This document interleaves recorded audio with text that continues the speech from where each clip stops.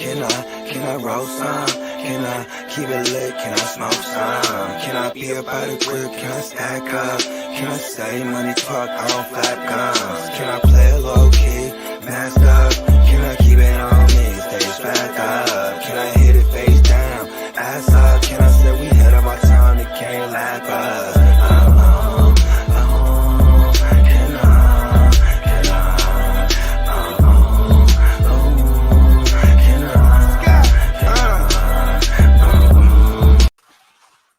Yeah. That is a fucking bop, dude. Right? That shit do smack, man. Hey, man. How you doing, Blake? Good, man. How about you? Hey, I'm feeling great. You know what? Jamaican horns. Where they at? One more again. That's how good I'm feeling. Let's go. Episode 8, running a little late.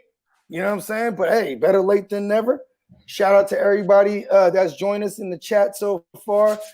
We do have an incredible show lined up for you guys. You know what I'm saying? And we got some special guests. You know what I mean? We will bring them in a few. You know what I'm saying? But before we get to all that, we're going to go ahead and handle this quick old housekeeping. Over here at the Rum Boys, we are proud to say we are sponsored by monkeyknifefight.com. Head on over to monkeyknifefight.com. Use promo code RUMBOYS in all caps and no cap. We're going to match that thing all the way up to 50 schmackers. You know what I'm saying? Hey, it's a whole lot. All y'all, right? All you NBL heads out there, or MLB. Sorry, I'm a little dyslexic. All you MLB cats out there, man, you know baseball's in full swing, pun intended. Get in on some of this home run derby action. You know what I mean? This legal, legit daily fantasy sports prop action. Once again, head on over to monkeyknifefight.com. Download the MKF app. Use promo code RUMBOYS, all caps, and we matching that thing. 50 schmackers. You know what I'm saying? Monkey Knife Fight, give me money. Also, I would like to interest all you Rum Boys and girls in the SportsMe app. This is one hell of an app, bro. I swear, I have an addictive personality, and this is one of my recent vices, bro. I just be on this thing like a bloodhound, waiting for motherfucker. I'm salivating, bro. Waiting for somebody to come in and debate me. You know what I mean? Because it's a battleground. And in this battlefield, the blood stains the ground, bro. You know what I mean? Takes are flying left and right. Man, shout out to all the great personalities, all the great creators on there. Download the SportsMe app and come see me, the SportsMe Savage. Shout out to the SportsMe Ambassador. Shout out to Guccini JD. You know what I mean? Shout out to Rum Boys Robbie. You know, who else am I missing, man? These are. I'm trying to talk about the premier creators on there, man. We all out there duking it out. You know what I mean? Shout out to everybody on the entire app, man. Shout out to Jeff and the gang, man. Hell of an app. Y'all need to come fuck with it, and y'all see what I'm talking about. You know what I mean? Hey, BWB. Either planes, trains, and automobiles, my friend. Yeah, we doing it moving by any means, right? Hell yeah. I'm stuck by a train, dude. Oh man, listen, but can't nobody stop us, bro. I ain't never seen a stationary train before, but this one was just sitting still right in front of my road. I'm like, bro. I remember in my past life as an outlaw in the Wild West, robbed several trains. You know what I mean? So I've seen a lethargic train or two in my time. You know what I mean? Bogey the Kid is what I was referred to as. You know what I mean? The outlaw. You know what I'm saying? It's in my ancestry, bro. You know what I'm saying? But yeah, Blake. So we're gonna talk about some breaking news, some new signings in the NFL. You know what I mean? We got a little bit of a fun game we're doing for the first time here on My Version's Better. A little bit of What Would You Rather, where we're going to paint some scenarios and ask our special guests, including ourselves, what would we rather, right? For example, What would you rather be, Blake? Would you rather be filthy rich, but you'll never find love? What happened there? Oh, my dog's behind me kicking his bowl like a jerk off. Give him some food, bro. He's letting you know. He just spilled all this food. I'd rather be filthy rich because money over bitches. No.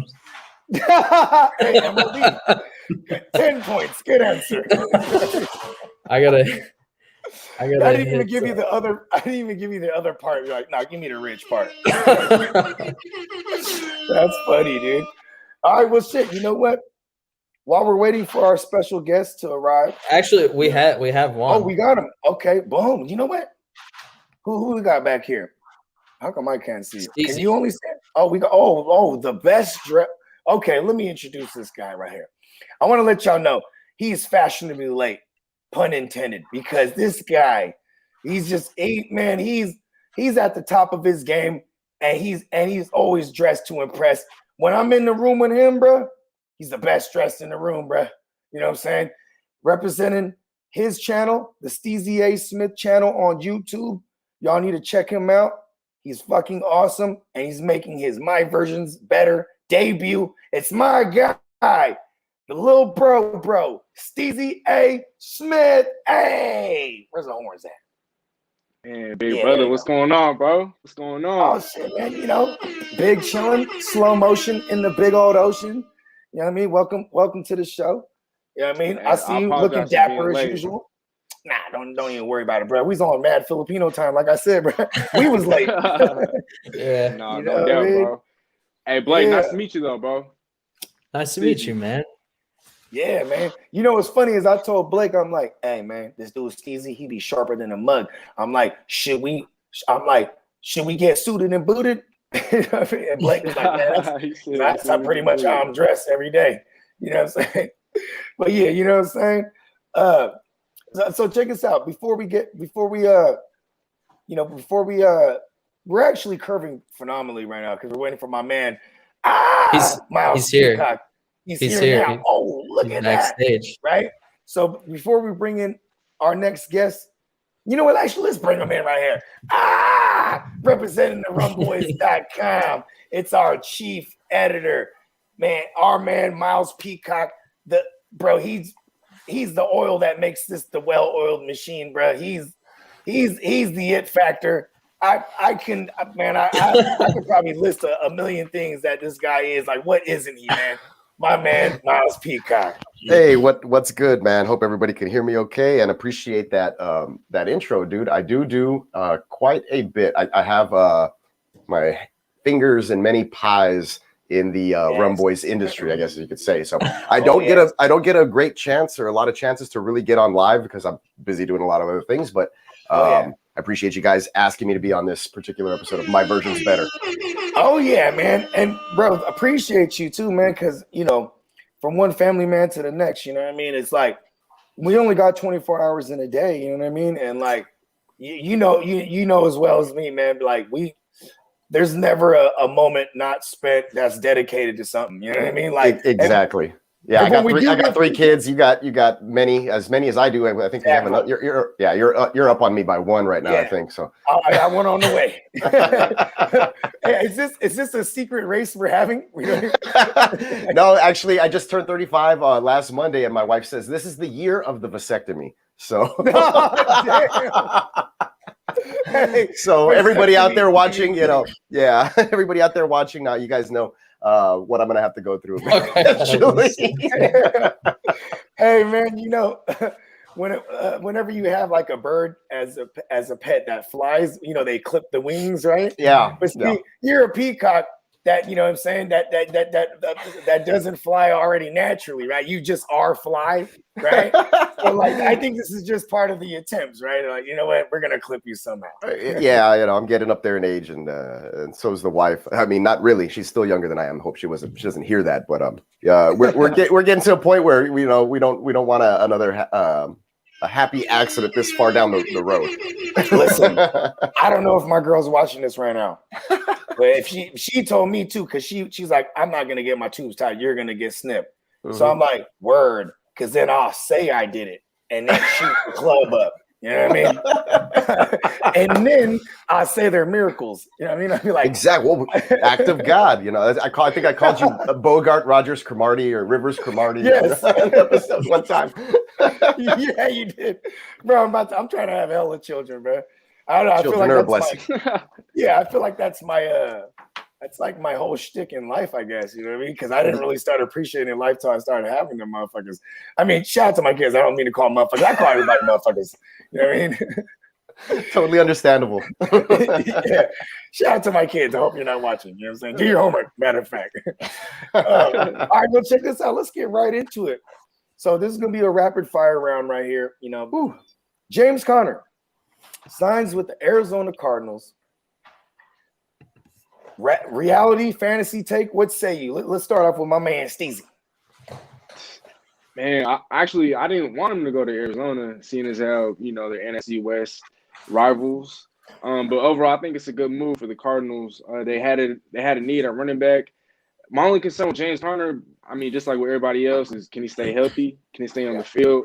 I mean, he did that for 1 year, and that was the year that Le'Veon Bell was holding out. And so we know he's good. We know what we know what he's capable of. But that's my only concern with him. I think that the Cardinals still should look to the draft to draft maybe another running back, add another running back to the room. But overall, I think fantasy wise, he has a ceiling of an RB2 if he can stay healthy. I mean, I think he'd be the feature back. Chase, what's his name? Edmonds. He might take some touches from him, but yeah, Chase Edmonds.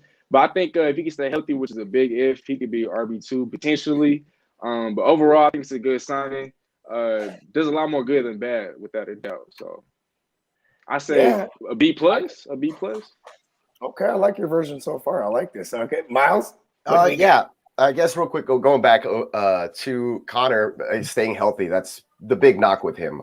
We know that he beat cancer. He had the 2018 breakout Pro Bowl year where he had 215 attempts or carries, mind you, but he didn't reach 1,000 scrimmage yards with that, and he's never played a full season.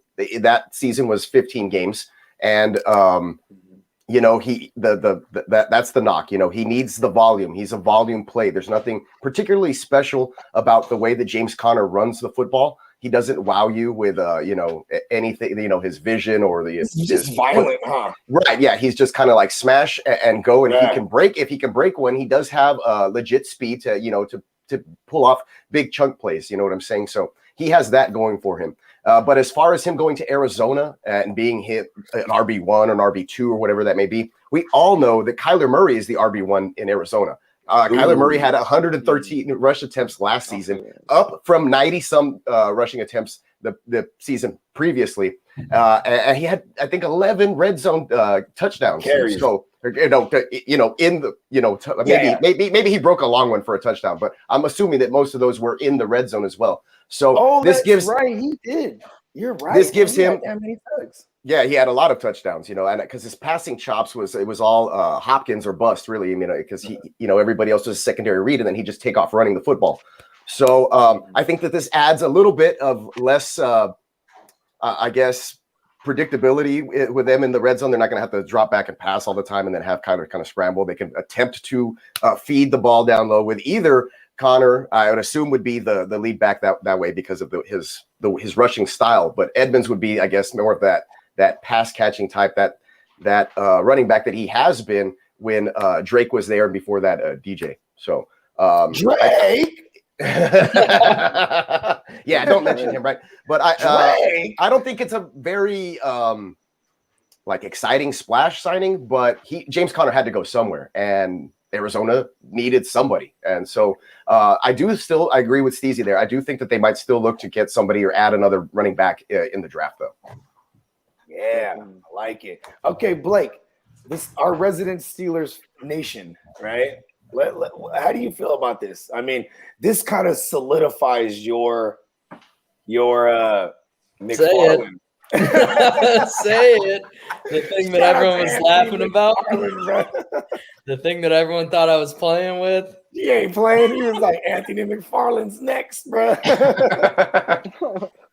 He been saying this for a cool minute too. Last year even. Yeah, I mean, I like James Conner. I liked what he did with the organization. But at the end of the day, he's a guy that's going to ask for more money that I don't think deserves more money. And the Cardinals need a body to throw back there. So Personally, I'm glad to see him go from the Steelers, although I was a huge fan of him. Glad to see him go. And Anthony McFarland. Let's go. McFarland, give me money. All right, look, so here's my thoughts. It's like, I actually took this to SportsMe earlier on somebody else's debate or battle, whatnot. And I was like, I feel like the allure of James Conner these days has nothing to do with his play on the field. A lot of it has to do with his polarizing backstory. You know what I mean? Because he has a hell of a backstory. You know what I mean? Like it's kind of the same way when people talk about Josh Jacobs, right? They don't bring up the fact that, his gameplay. They always talk about, he used to live in his car, bruh. You know what I mean? It's the same way with James Conner. Like, he beat cancer. And that's amazing. But I'm saying, like, when we're talking strictly football, I think he's just depth at this point. And I do agree with the panel here that they're probably going to target a running back. I don't see it happening in the first round. A lot of people have Najee Harris going there. I feel like they'll wait to the second round because there's a lot of depth at this running back position in this draft. You know what I mean? A Chuba Hubbard will probably be there in the mid-second round. Maybe perhaps even a Javonte Williams. And like, I am going to say, whatever running back that they draft, if and when they do, that's going to be the guy eventually. Because we know what Edmonds is. We know what James Conner is. And these guys aren't, the healthiest guys. Don't forget Eno Benjamin. Oh, shit, the legend. You know what I mean? It's all about the Eno Benjamins, baby. You know what I mean? But and that's the thing, too. They drafted him last year, and that was their depth. You know what I mean? Like, James Conner is actually nothing similar as far as build when you look at a Chase Edmonds or what they had before with Drake or Eno Benjamin. Like, you know what I mean? I feel like if they're looking at a Conner, we should expect a Chuba Hubbard type. And then because his build is more similar to a Conner, where Conner would be a perfect backup to one of these guys. Maybe even a Najee Harris. Fuck it. 6'2" giant guy. You know what I mean? But love Najee. I know, dude. He's a fucking monster. Hey, man, shout out to the Bay Area. Bay Area stand up. You know what I mean? He would love to go to the Cardinals too, by the way, because he's an Oakland Raider. You know what I mean? I say Oakland because he's from Antioch. You know what I mean? Anybody knows that's not far from Oakland. So yeah, he's a Raider fan, and he would love to go to the Cardinals and try to beat up on the Niners twice a year. You know what I mean? Like, this is just facts. Like, I was waiting to see how that connected. Yeah, I'm telling you, they hate us. You know what I mean? Shout out to Raider Nation. No, but okay, well, shit. Let's Blake take us right into this very first topic of the night. I guess second, but yeah. All right. So Julian Edelman just retired. Now I think we could all agree he's going to be a Hall of Famer, but the question here is whether he will be a first ballot Hall of Famer. Steezy, what do you think? Man, I hope this doesn't come off as disrespectful, but hell nah, I don't even think he's a Hall of Famer. You talking about, yeah, we could all say that he's a Hall of Famer and just not a first ballot. I don't even know if he's a Hall of Famer, but that's no disrespect to the man whatsoever. If he's tuned in, if he ever sees this, I mean, I'm not trying to look down on him, but I think real talk, he was great in the postseason. He's a Patriots legend. He was clutch. He had a whole lot of clutch moments. He has a Super Bowl MVP on his trophy. But I feel like to put him in the Hall of Fame would be disrespectful to guys like Hines Ward.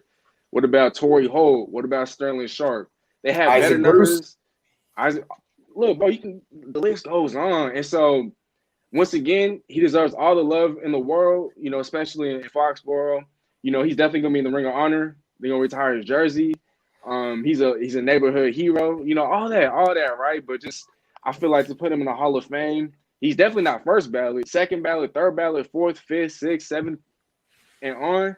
I just don't see it happening. I mean, not until these guys get in. Reggie Wayne, let's not forget about some of these guys. These guys have waited years and years and years. Torrey Holt's been waiting, it's been 6 years now. And so, man, Lynn Swann, it took him 14 years to get in, 15 years. Mm-hmm. And so a lot of great receivers don't make it. Andre Rison took him fucking forever.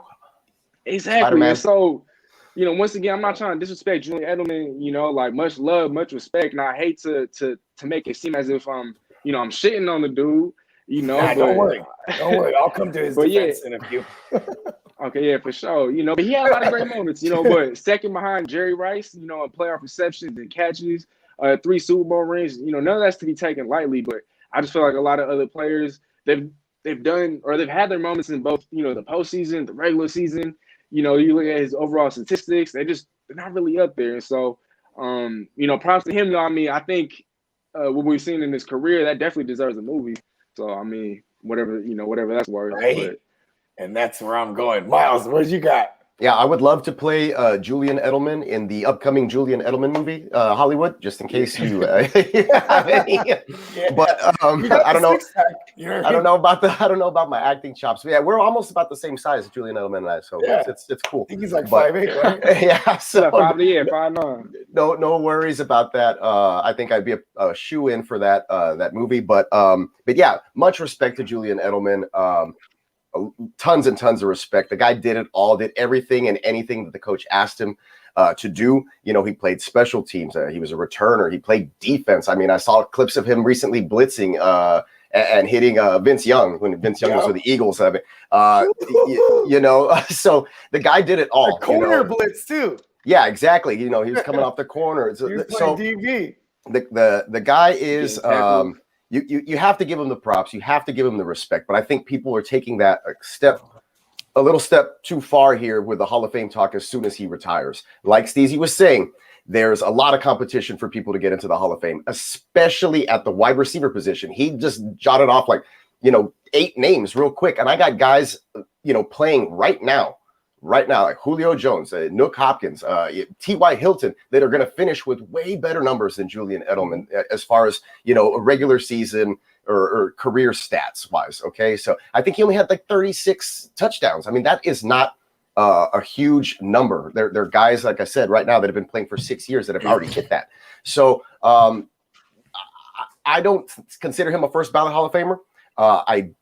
I'm not really sure if he will get in the Hall of Fame, given, just what we talked about as far as those other wide receivers still waiting in the wings and not getting their chance to get in because the wide receiver position is so competitive. But let me tell you a story about a guy that, he did it all. The coaches loved him. They said, man, I wish I had 5, 6, I wish I had 11 peacocks because the guy has a lot of heart. He just doesn't have a lot of size and he's not that great. So, unfortunately, I wasn't an MVP or an all-stater, but, I caught a couple of passes here and there and we won some championships and I got some all-district honors. So I feel that's a very similar kind of line for this guy. You're Julian Edelman, bro. I'm telling you. I'm really pitching it to Hollywood to let me do his I'm story. making the phone call. So, but... it took him a long time to grow a beard too. He got that way late in his life career. So I'm with him on that. But no, look, the question is first ballot Hall of Famer. I'm sorry, no. Tons of respect to the guy, but no, not a first ballot Hall of Fame. Would I like to see him get in the Hall of Fame? Sure, but do I believe that he will?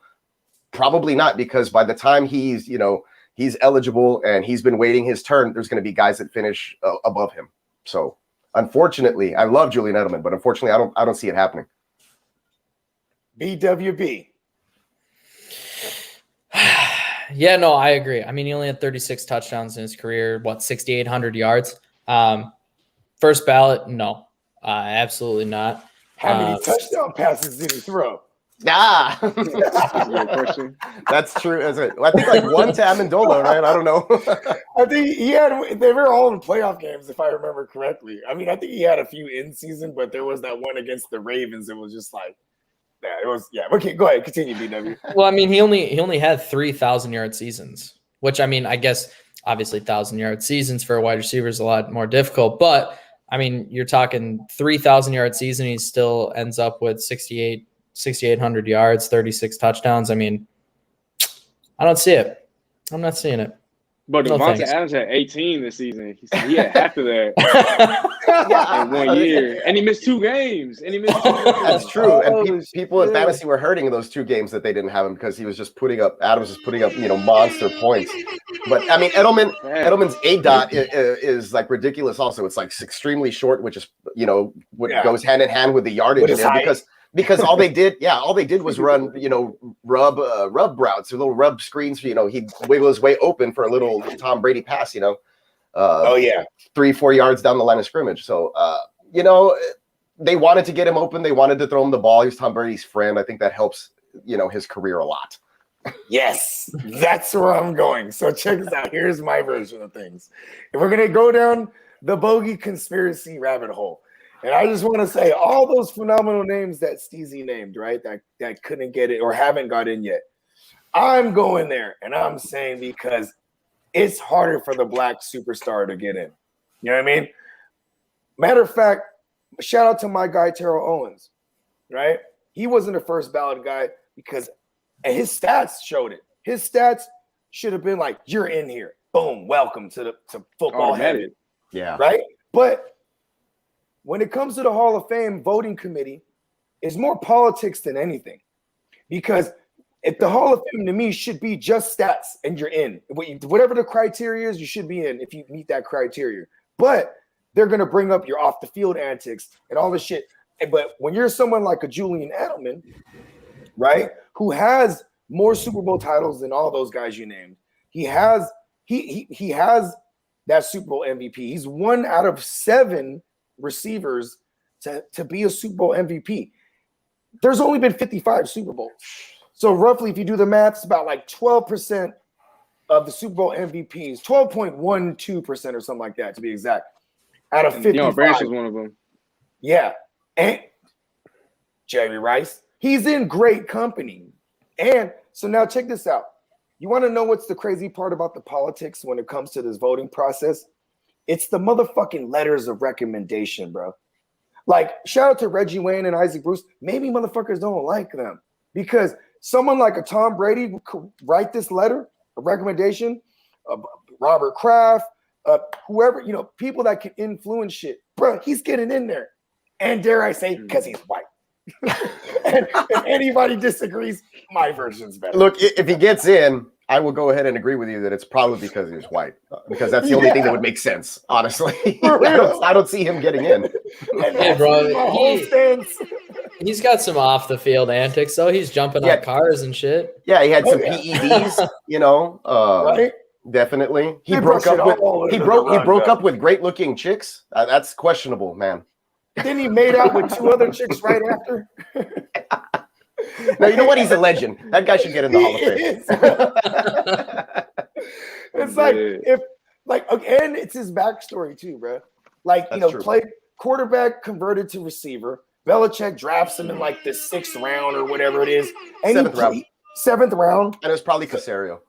Right? And like, bro, he's all over the field, special teams. They returning punts. They had him, and they had him playing DB. And it was 5 years with the Patriots before he got on the field as a receiver. So those 6,800 yards, he got that basically in 5 years. So 3 out of those 5 years, he had those 1,000-yard seasons. You know what I mean? Like, I feel like because of the titles, and matter of fact, I haven't really done the deep dive on this, but ever since Jerry Rice retired, there hasn't been a receiver that has retired that has this many Super Bowls to his name outside of Julian Edelman as of yesterday. You know what I mean? How many did Wes Welker have? None. He had 0. Oh, what? He didn't win one? No, he didn't even have one with the Broncos. Remember, they already got rid of him. Shit. They got rid of him. And then, well, by the way, his numbers are still way better than Julian Edelman's. For sure. And Wes Welker. His people's higher, too. You better remind everybody you're white, bro, because that's the only way you get it. You know what I'm saying? Like, because, listen, it's so hard for the brothers to get in, bro. I named my son after Wes Welker. That's a fact because he's a Texas. Wes Welker's a hell of a hands, though. Yeah, he's a Texas Tech standout. I followed his career in college. He's a great short little, one of those stories, like little underdog kind of guy. Another Julian Edelman story, really. Shout out to Danny Amendola too, man. And I guess the Rams, they had their finger on the pulse. They're like, they drafted Wes Welker, then the Patriots traded for him. They drafted Danny Amendola, the Patriots trade for him eventually. Like, give us the little white ninja. I don't know what to do, man. You know what I mean? We'll find something for them to do. Correct me if I'm wrong. When Tom Brady went to Tampa Bay, did everybody not jump out the window that Scotty Miller was going to be like a breakout late round guy in fantasy? But Yeah, but why though, right? Why? Because he's the white receiver, bro. Like this is a player type that is correlated with the legend, the legacy of Tom Wayne Brady Corbett. the GOAT. Wayne Corbett was like the original, Your like version's better. small, little slot receiver who played for the New York Jets. That guy was a baller. Bro, I've the seen original. highlights of that kid, man. Or He's the original. That man. Yeah, he's older than I am, for size, sure. though. But yeah, no, he did have some thickness compared to I believe Edelman and Welker, if you compare them. But I think they all had not too long ago, few years ago, I think they all got together and they had dinner. And I'm not joking about this because I read it or I saw it somewhere. And they basically not interviewed, but they sat with Corbett and they basically like gave him props for inspiring their careers. Wow, he's the GOAT white slot receiver. That's awesome. Well, yeah, he can't. Well, Scotty Miller's on the up and up, and the jury's still out on I think Adam Humphries. Right, pronounced with he kind of fizzled out. He did, right? Because he went to Tennessee, and then Tannehill can only support like 2 targets. He was supposed. Well, I mean, when you're only having like 490 pass attempts, you can't really support too many people. You know what I mean? Exactly. Yeah, but you know what though? I will say this: he signed somewhere. Where did he sign? Yeah, where did Humphries go? Because remember Humphries? They were willing. Dude, New England actively sought after Humphries, and he went because Tennessee gave him more money. Like, yeah, well, because the Patriots. Go ahead, CZ. My bad. Yeah, the Washington football team. Oh, they needed a receiver too.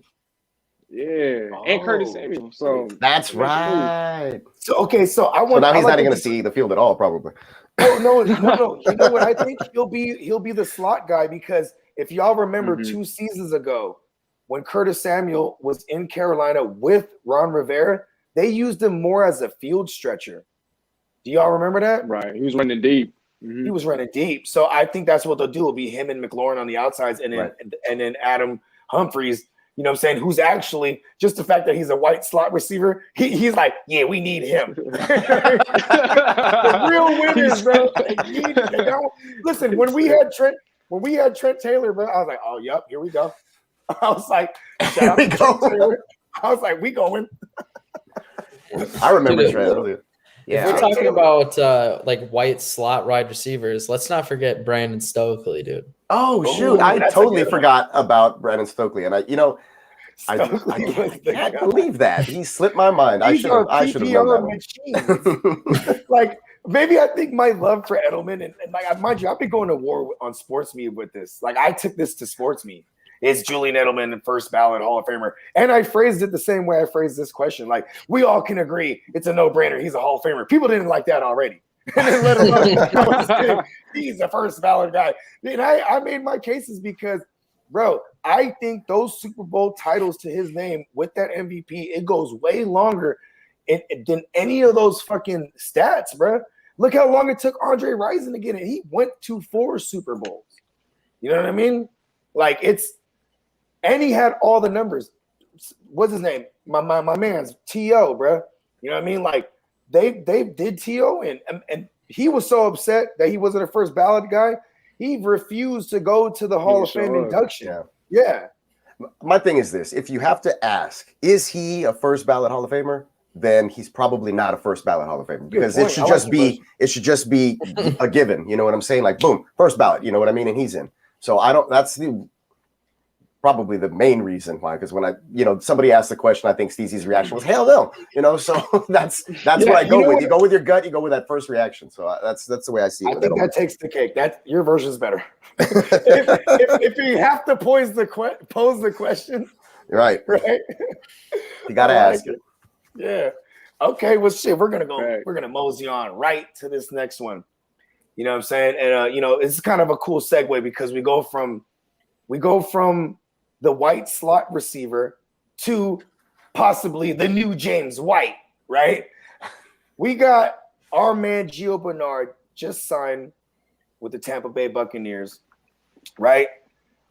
And my question to y'all is this the Tampa Bay version of the James White right here? And if so, does he got low-key PPR value, bro? Because ain't nobody going to be looking at him like early, at least. Like, he's a double-digit round guy.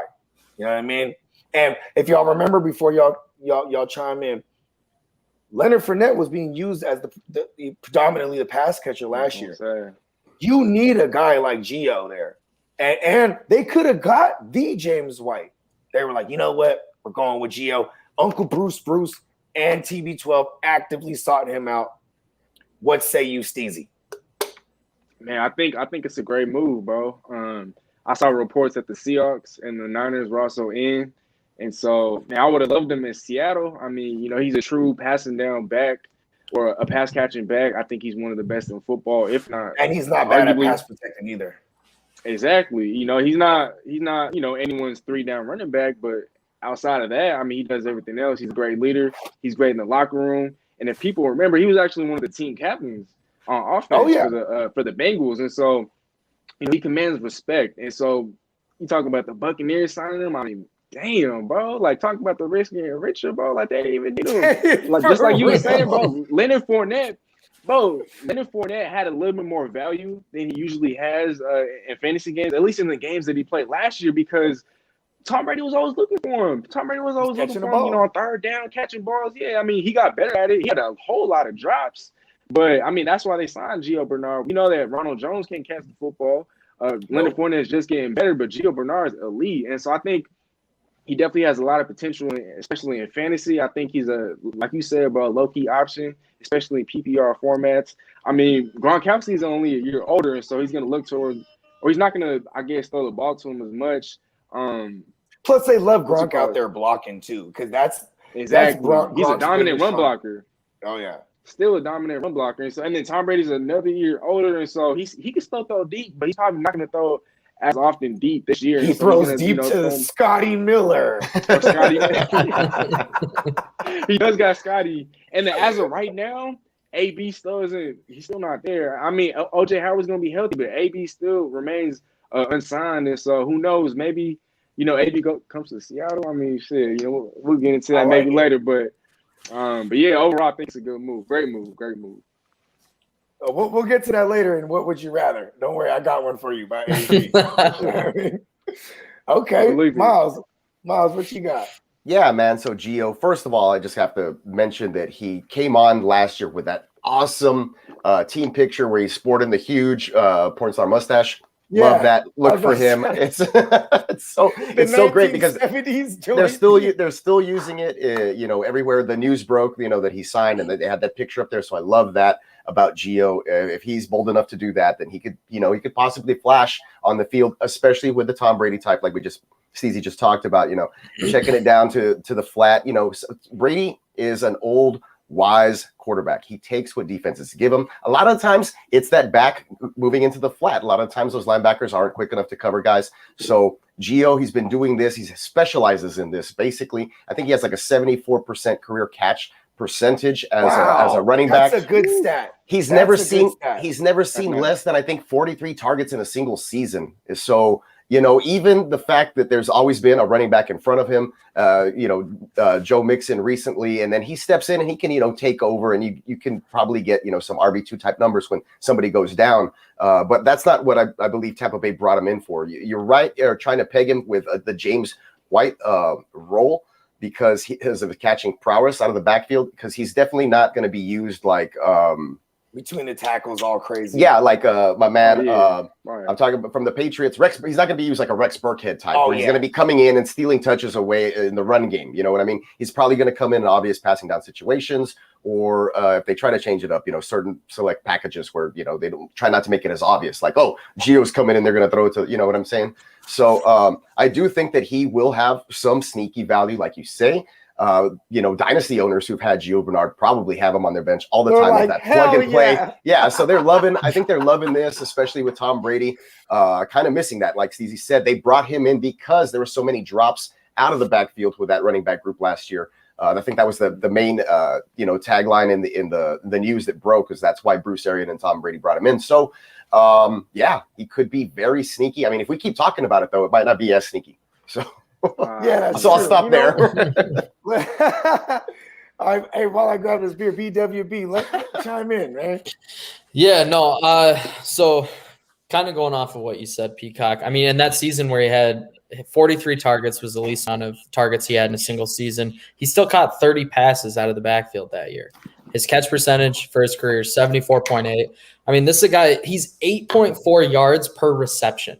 Yeah. Is his average. 8.4. I mean, he's going to slot right into that James Watt role and excel, in my opinion. And, bro, like, they legit, like, they have – what's dope what they're doing in Tampa is, like, they're doing the Bruce Arians thing, the risk it, for the biscuit. They're going down the field. But they're also – they implicated the Tom Brady, okay, we're taking what they're giving us. You know what I mean? We're going to just keep this – just the trickling down the field, just – the chains keep moving, you know what I mean? Like guys that you can just put it in their hand and then boom, you know what I mean? Like I love those videos that people break down. It's like, oh my God, how does Tom Brady make that throw? And it's like a 4-yard dump or a 5-yard dump or a little a screen 5 yards behind the line of scrimmage. It goes to the house or something like that. So yeah, I mean, he takes McCockiner. Yeah, there you go. So he takes. Man, I miss that guy. Is he still around? Probably not. He is. Cool. Is he? Yeah, he has like a different account like all the time because they get banned. Like because he always switches his name to like ESPN analyst and then changes to the same picture. Dude, he had he's really good. He had Skip Bayless talking about James Harden's nipples on one show. I can't believe he got him to do that. I remember that. That is awesome. But yeah, going back to that with Tom Brady. Sorry, but yeah, he does take what the defense gives him. It's funny to me though that one particular account that did throw some shade on that. Listen, this is really weird, but like I didn't hear anything you guys were saying because I was just like I couldn't stop thinking about the image of James Harden's nipples for some reason. I was just like, what the like it fucked me up for a second there because I'm like, bro, just what? Pause. Pause. Yeah, that's a good pause moment. Yeah. Okay. Well, shit. Let's get a little personal here on My Version's Better. We're gonna get a little personal with some fandom right here. You know what I mean? Because we do have a Texan and a Seahawk here on the panel. So BWB, go ahead, take it away. So both I didn't make my take, but I already pretty much said everything I could say. Anyway, yeah, go ahead, BW. Both the Seattle Seahawks and the Houston Texans looking slim on their 2021 draft picks. What do you think is a priority to target in the upcoming draft for these teams? Let's go switch it up. We're going with Peacock first. Hey, cool. All right. So yeah. Well, just revamping the whole situation. So look, the Texans have already, I think, made an improvement this offseason when they hired Nick Caserio as their GM. That was the major win because no other GM, I think, was going to come in with a plan like the way this man has so far in this offseason. He's made, like, every time you look at your phone and you're like, man, the Texans made another move. Oh, shit, the Texans picked up somebody else. They signed somebody else. He made like 31 moves in like 12 days. I'm not even joking. It's something ridiculous like that. He's added a player in each and every single position, including special teams returner, kicker, long snapper. I'm saying he's revamped everything, or at least special teams wise, and he's added a player at every position on defense, at least. So it's a whole new look. They brought in tons of guys. So with the fact that they don't have a lot of draft capital, they don't have picks in the first or second round. Hey, guess what? 2 years ago, when Bill O'Brien took over as the GM, they also didn't have picks in the first or second round, and they took a mediocre team and they went, I don't know, I think it was like 10-6, and they lost. Started 0-3. Exactly, and then they lost, in the playoffs or whatever. The following year they were able, but okay, the difference between that GM and Nick Caserio, is that Nick Caserio doesn't have J.J. Watt, DeAndre Hopkins, or probably Deshaun Watson this year, or Will Fuller. So, you know, Will Offuller. Yeah, Will Offuller. Yeah, but so they have picks in the starting in the third round. I think that it's the early third round, somewhere in the 50s. So I think that they have the opportunity to. Nick Caserio is probably really good at this, and he's probably done his homework to just let somebody of talent at a need, the position of need, kind of fall to them or fall into their lap. There's several players. I think that they still need to go out and get a receiver, regardless of them having Brandon Cooks and Randall Cobb. And who's our guy over there? Dante Moncrief, Kiki Kuti, they got Moncrief, and then they drafted Isaiah, Moncrief. and then they drafted Isaiah Coulter last year in the fifth. Oh, that's right, seventh round or something like that. So who's the other guy? Hansen, man. What was they cut him, dude. Oh, Chad Hansen. That was my guy, bro. Hansen. Me too, dude. I picked him up in. He's the GOAT. Bro, I picked him up in Dynasty last year. He won me a week that I needed. I played him 2 weeks, and man, the people were like, "What the hell?" Because I had guys hurt, and it worked. It worked. He was going off. It was those 2 weeks, though. Just those two. It was. Towards the end of the season, you know, when Kuti went off too. Yeah, he did. He was playing well. So burgers, bro. When Will Fuller got suspended is when all this, shuffling. Because he's a cheater. Exactly, those PEDs. But so that would be another probably position of need on the defense, though. I think that they might look to so they lost JJ Watt. But they brought in like 80 linebackers and like 70 edge rushers in this offseason. So I think Caserio, what he did, I think what he did essentially was improve the depth chart, bring in more competition. He gets to get a good look at the squad way it looks on paper leading up to the draft, and then he can say, hey, look, this is what's available to us now because we don't have first and second round picks. We can't trade Deshaun Watson at this point for that haul that everybody was talking about before. So I think that he's going to play the waiting game. He's a very good GM, and he's just going to let talent fall to him. And if one of those players that fits or that's expected to be drafted in that certain range falls there, then he'll slot him in at receiver, at edge, at corner, and most likely safety. And I think those are their big needs. They definitely still need help. They still need help with their guard. In the guard position. They brought in a little bit of depth in the offseason as well, but they have Max Sharping and Titus Howard, guys that I think previous GMs put all the eggs. They put all the eggs in those guys' baskets, and they reached for Titus Howard, bro. Never mind. Yeah, and they kind of looked over other talent that was there at those guard positions. What was Titus Howard, a second rounder? He was actually first round pick. First rounder. Oh, you're right. Bro. So what I'm saying is the Texans, with their old GM in place and their old scouting, Bill O'Brien, they would just, kind of go after their guys that are these versatile dudes, the kind of like Patriot way that he was thinking, like, oh, let me get this guy who's like raw 7th round Julian Edelman guy, but pay first round capital for him, and then he fizzles out. So I say with Caserio here in this place, I think he's in a perfect position to let all of that stuff just kind of fall into his lap, and he's going to make the right choices on draft day. He's a GM that I trust. He's made so many moves now with this whole situation that he's had the Texans to at least look like they can compete on paper. So I don't know what they're going to do. There's several targets that I would like for them to have. Maybe a Tylan Wallace or a Amon-Ra St. Brown kind of falls into the third round, the early third round, and they can. Is that Dude, that's Equanimeous St. Brown's little brother. Yes, bro, they got some dope ass names. Hold on, say that guy's name again, bro. Amon-Ra St. Brown, and then Equanimeous St. Brown. So you mean he has two different versions of God in his name? He has Amon-Ra. I mean, you know Egyptian shit, right? Yeah. The dude, bro, the dude's name is dope. Name. The dude's dope. And then he also has Saint in his name. And Equanimeous, I bet you that means something too. Yo, that's probably something with like the sun solstice or some shit. Sounds like the equinox. Yeah, shout out to their parents, man. They get dope. Their parents get high. I was about to say that. They get high for sure. But yeah, I think they'll be okay. Like I said, those 2 years ago, they didn't have first or second round draft picks, and they still made the playoffs, and they won a whole ton of games. The difference that's going to happen this year is that can Tyrod Taylor probably hold the ship afloat? I don't think that they go after a quarterback here. I think they kind of just let it ride with Tyrod for a year and see where they fall. And if they do really bad, hey, they can draft one next year because they finally have an early pick. So I don't see them getting a late guy like what's his face, Newsome or is it Newman? I'm sorry, or I like some of those late round, Jamie Newman. Yeah, some of those later round QBs that might be in that third round range. I don't see them going after or chasing after that right now. I see Caserio kind of just seeing what the board gives him and taking it. If they do that, that's a mad tell right there.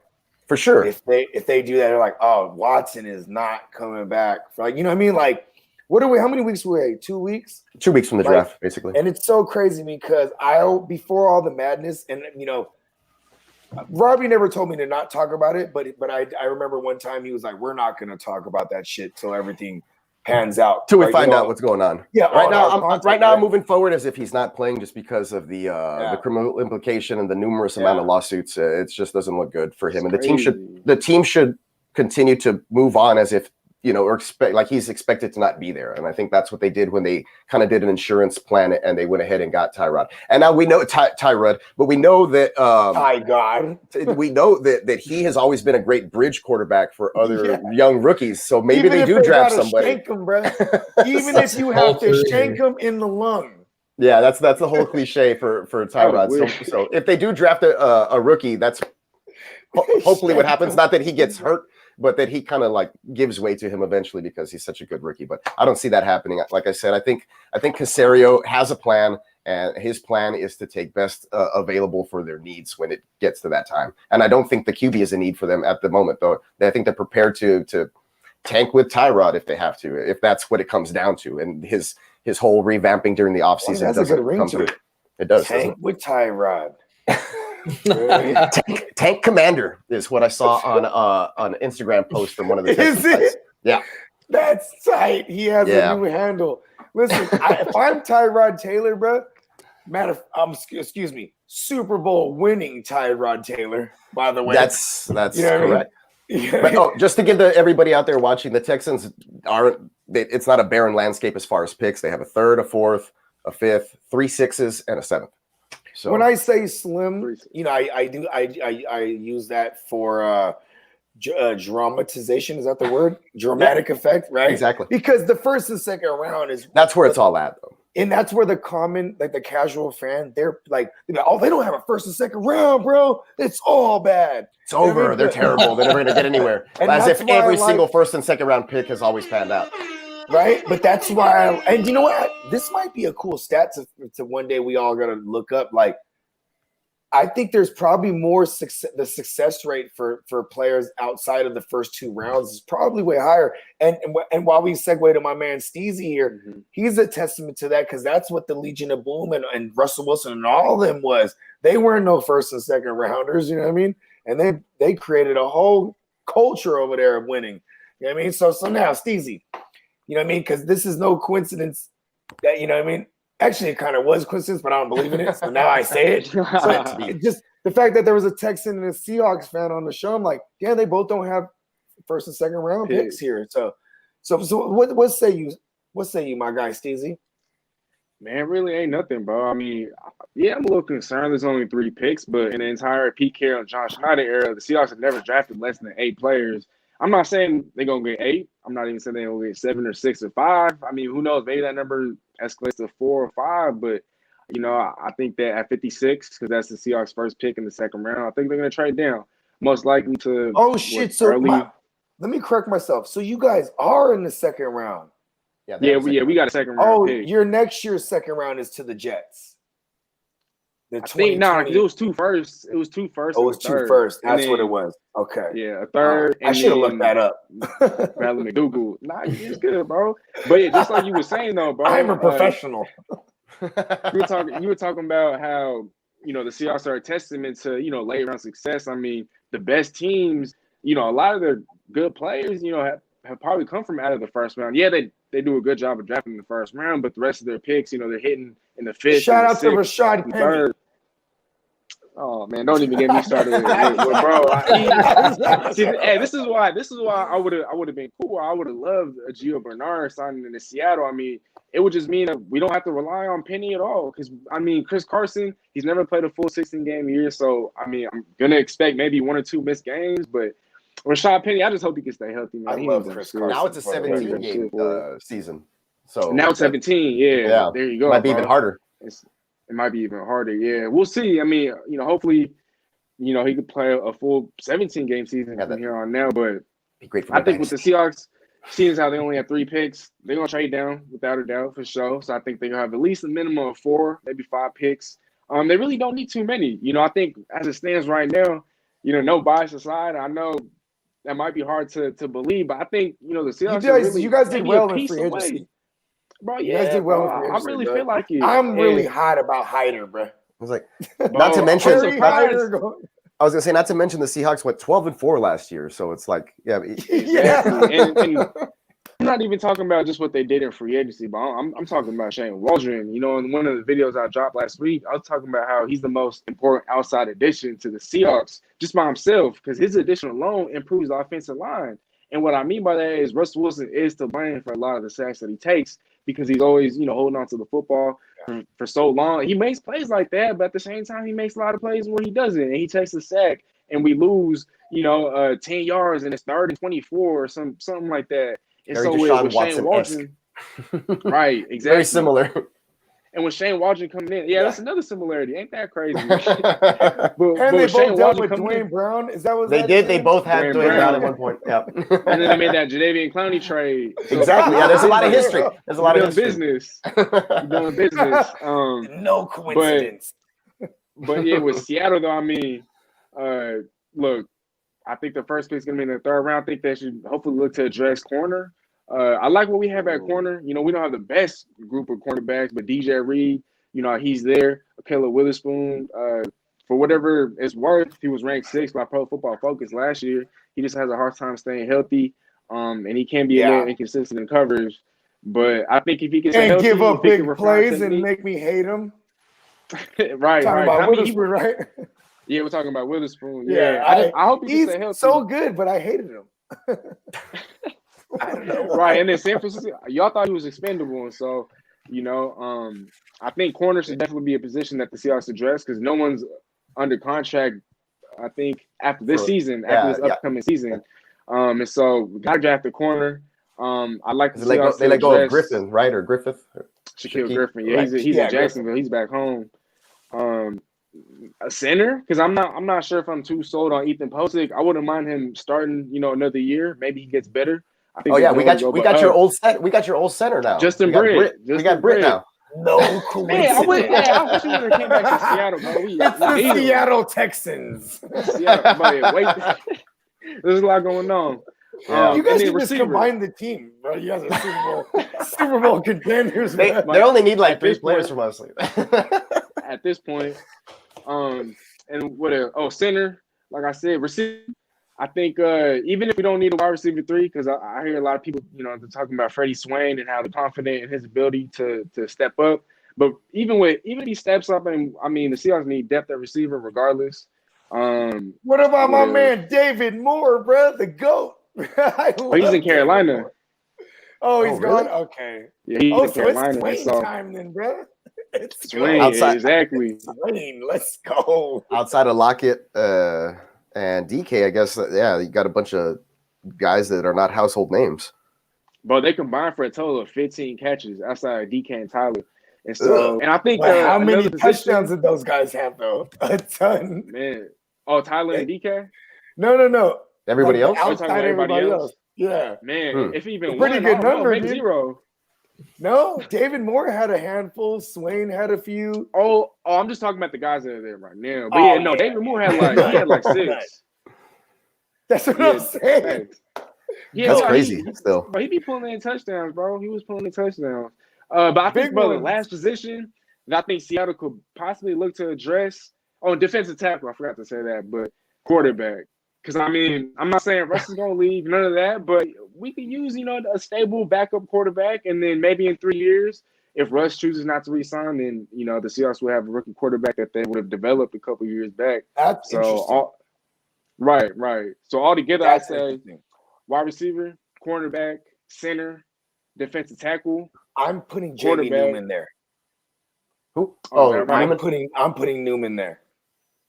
Because he's a dude, like, out of this draft class coming in, he has the highest yards per carry, because he's kind of like mobile-esque. You know what I mean? So I wouldn't doubt they look to that. You know what I mean? And like, you know, what have they done in recent history? Geno Smith. Who's the guy that tried to sneak in the bitch in the hotel? I forgot his name, but he was a corner. I remember his name. No, he's a corner. Well, he was. Didn't that guy mess up again? Wasn't he a backup QB? He was like a third stringer, or he's right, wasn't he? No. Wait, the dude trying to sneak in his girl?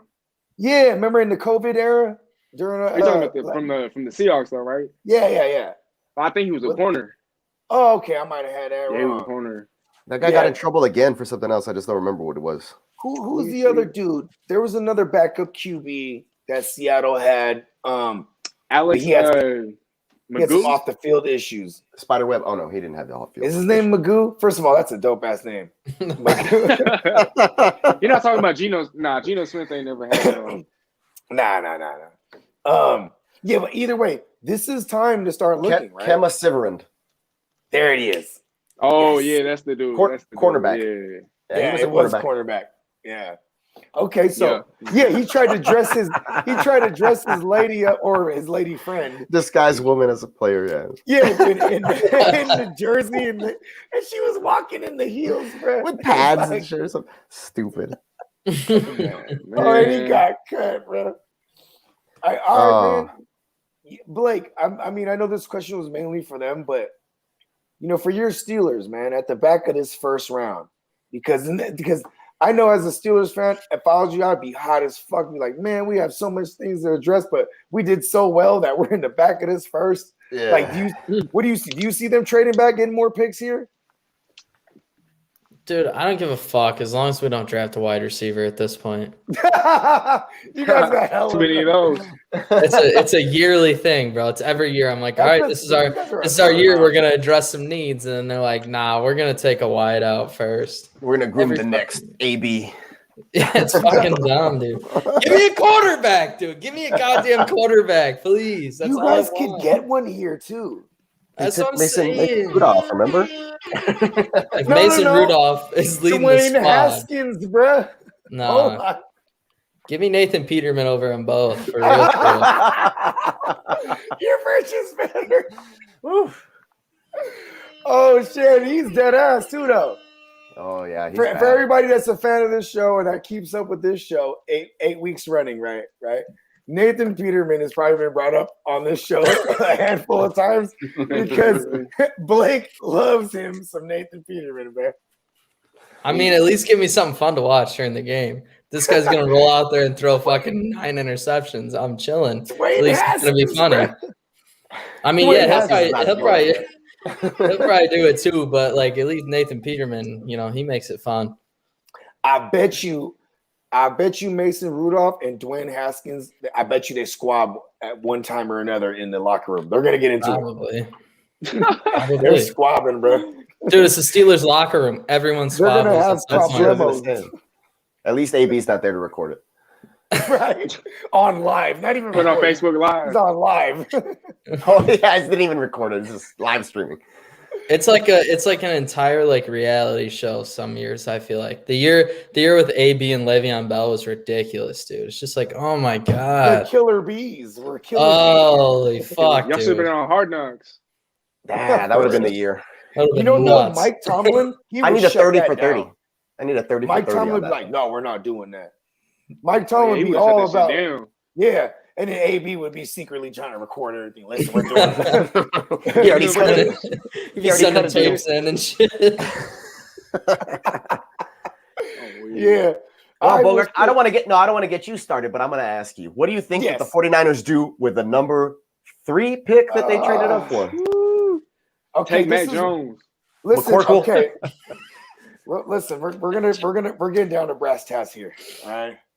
Because I've been preparing myself for this, what seems to be imminent Mac Jones selection, because I don't want him. Right.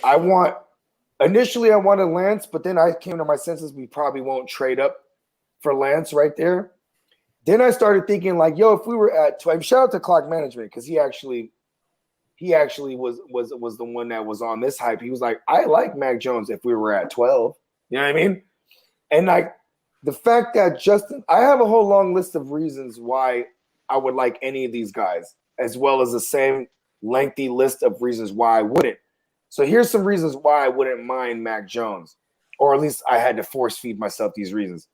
He comes from a Steve Sarkisian system. You know what I mean? Steve Sarkisian, ironically, or actually there's no coincidence here, right? He's the one that took over in Atlanta after Shanahan went to the Niners, right?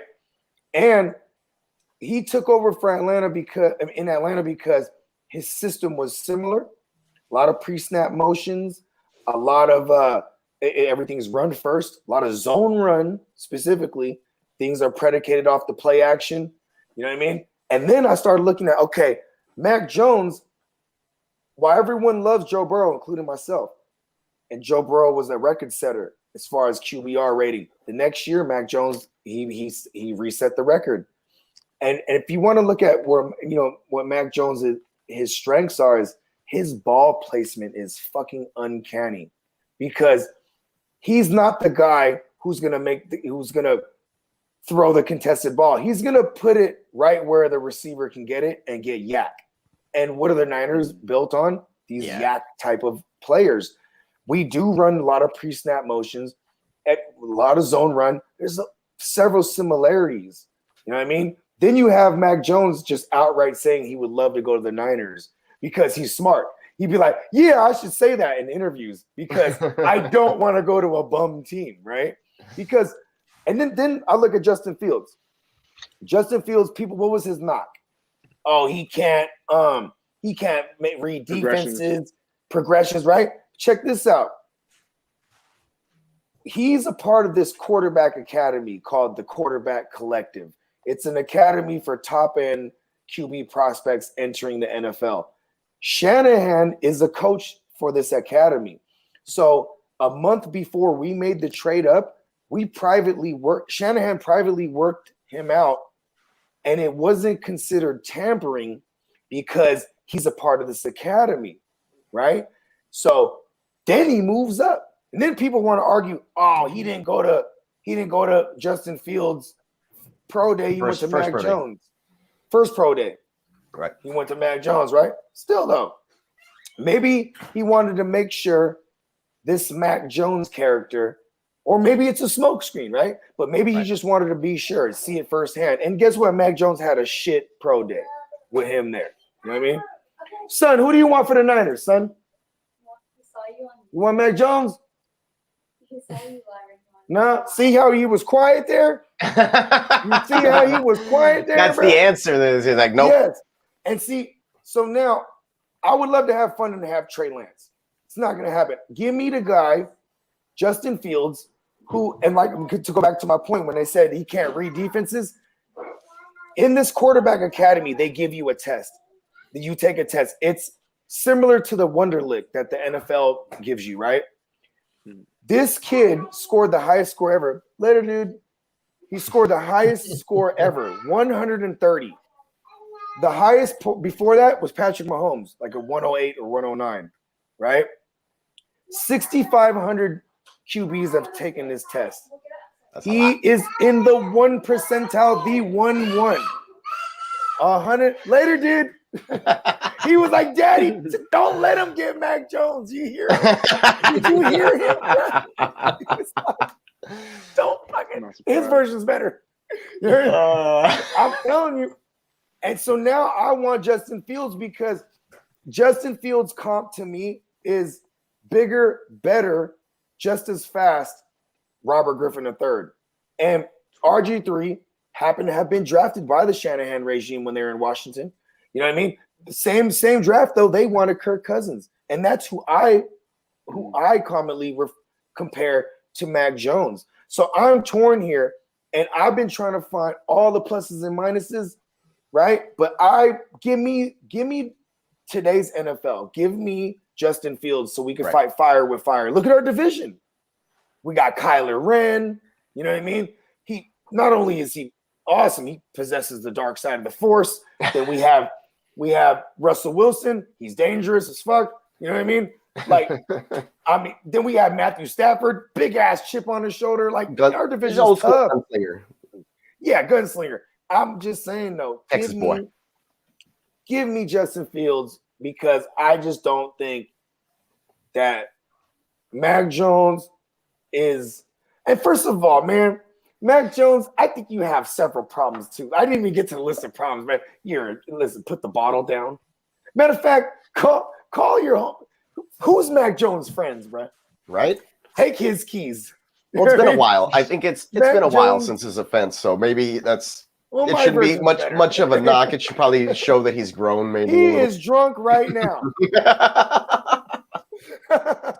He's getting lit watching us right now. And if he's gonna drive an offense, bro, I'm worried about him, bro. You know what I mean?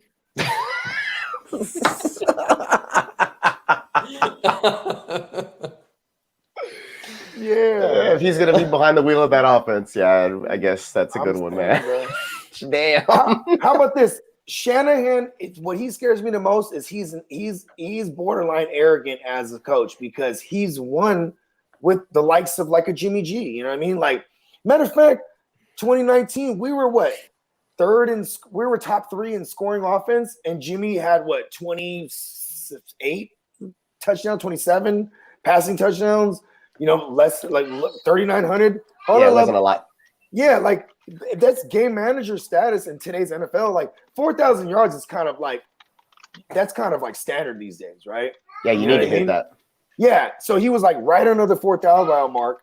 But I'm just saying though, like why go for the safe floor, less ceiling guy when we can go with safe floor, high ceiling? Hold on, I'll be right back, fellas. Hey, BWB, take us to what would you rather? Well, don't forget to mute his mic or something. yeah. I mean, this guy wants me to take us to would you rather. I don't even remember the fucking questions. He like rattled them off to me on the phone. So I don't even remember the goddamn questions, dude. Did they have anything to do with ADP? No. Actually, we stayed away from those given the draft. So it was definitely involving Russell Wilson and Deshaun Watson. I know that for a fact. I believe it was the QBs. Yeah, that's what I remember. But he had he had some crazy ass wording about it. I don't fucking know. Classic Bogart. Yeah. It was like a 20-minute conversation on the phone, and I was trying to drive home because I was running late from work anyway. I had to stay late, so I was trying to get home in time. I will say this though, I'll elaborate a little bit off of my Steelers. Sure. My elaboration is this. I wanted to kind of go over at least. So one of the things that, thank God this guy came back. But one of the things that was brought up was like he's talking. He doesn't even know he's muted. Nope. I'm muted? Not anymore. I got you. Oh, okay. I don't remember the would you rather questions, dude. Oh, yeah. Okay. Listen, this is going to be semi-football and semi just, you know what I mean? Just my version is better. Just me and Blake. Just should we just, for anybody that's a fan of a BWB show, we just come up with the fun shit, bro. Just the random shit. You know what I mean? So I'm and I only have 2 off the top of my head, or I mean in the holster, but I'm coming off the top of the dome with a lot of these. So here's one off the top of the dome before I hit y'all with the premeditated joints. Steezy. So what would you rather? Would you rather your Seahawks bring in Antonio Brown, right? Or would you rather them bring in someone like a Villanueva who's still floating around out there in free agency? Help that line out. Because they're probably going to cost the same. Because, wherever Antonio Brown goes, he's not going to get this big old bread. And matter of fact, Villanueva, because of the scarcity of the position, he'll probably cost as much as a 1-year Antonio Brown. You know what I mean? 1 year, $6 million, $5 million. Yeah, exactly. Man, I mean, See, if he was to come to Seattle, he'd be a right tackle. And, you know, at this stage of his career, he's a left tackle. Well, he probably wouldn't mind just because, I mean, there's a team that's yet to sign him. But this might sound crazy, but I'd rather go AB. I feel like, you know, if he was in Seattle, you know, we already had the best wide receiver duo in all the NFL with DK and Tyler. You know, Gerald Everett and Will Dissly make for a pretty solid tight end duo. You put in AB. Oh, you mean my man Walt Disney, the creator of Pinocchio? Such classics as Little Mermaid, bro. I love Walt Disney. If he can stay healthy, bro, he gonna be real nice. I mean, he has potential. He's a great target of Russell's in the red zone, especially. And so bringing AB, I mean, we saw what he was able to do when the Seahawks were cooking, when they let him cook, and that was without AB. Now you bring in AB. If Chris Carson can stay healthy, I mean, shoot, I think that'd be the best offense in all the NFL. I mean, they might be better than the Chiefs, really, at that point. I was going to say, I think it would rival, like, the Dallas Cowboys even, because the Dallas Cowboys on paper, their offense is going to be fire. Oh, yeah. As long as Dak can stay healthy, offensive line, I mean, they got all the weapons. Actually, matter of fact, without Dak, they finished top, 15 in terms of offense? And so the numbers might be a little skewed, though, because the 5 games that Dak played, he put up with like 200 points. Ridiculous. Those first 5 games were lit. Yeah. Ridiculous. On pace for like 7,500 yards passing. 100 yards. Yeah. He might as well have won MVP at that point. Right. But same thing with Russell. That's why I brought Dallas up, because Russ was straight up in the kitchen, bro, whipping it up, cooking in the motherfucker. Right. You know what I mean? Like, get him an AB, bro. But listen, I would say, though, I don't think AB should stay at Russell's house, though. You know what I mean? He's like, yeah, he was at Derek Carr's and then Tom Brady's, and now it's like, I don't know about going to Russell Wilson's house, bro. They're gonna go to church. They're gonna go to Bible study, bro. And he's like, nah, man. I don't do that. TikTok videos, and they're all like dressed up in costumes for no reason. Right. Just because it's not October or nothing. Okay, Peacock. Here, I got one for you. What would you rather? Would you rather the whole Tank Tyrod, the Tank, what was his name again? Tank McGee. Tank Commander. Tank Commander. So would you rather have the Tank Commander lead the charge in 2021 and get you guys a high draft pick, or and mind you, when I asked you this question, we're living in a world where, you know, I mean, the Deshaun Watson trade thing can still go down. Would you rather them trade Watson and get the world and be able to rebuild in this upcoming draft? You know what I mean? Yeah, that's interesting. Waiting for Watson to come back in 2022, right? Like most were living in the world that Watson won't, you know what I mean? Like, because he also, before all these allegations, said he wasn't going to play for the Texans, correct, right? Yeah, he had already requested a trade. Prior to all of the allegations coming out. So yeah, because this is kind of interesting, right? Like, what would you rather? That's kind of a tough way to look at it, I guess.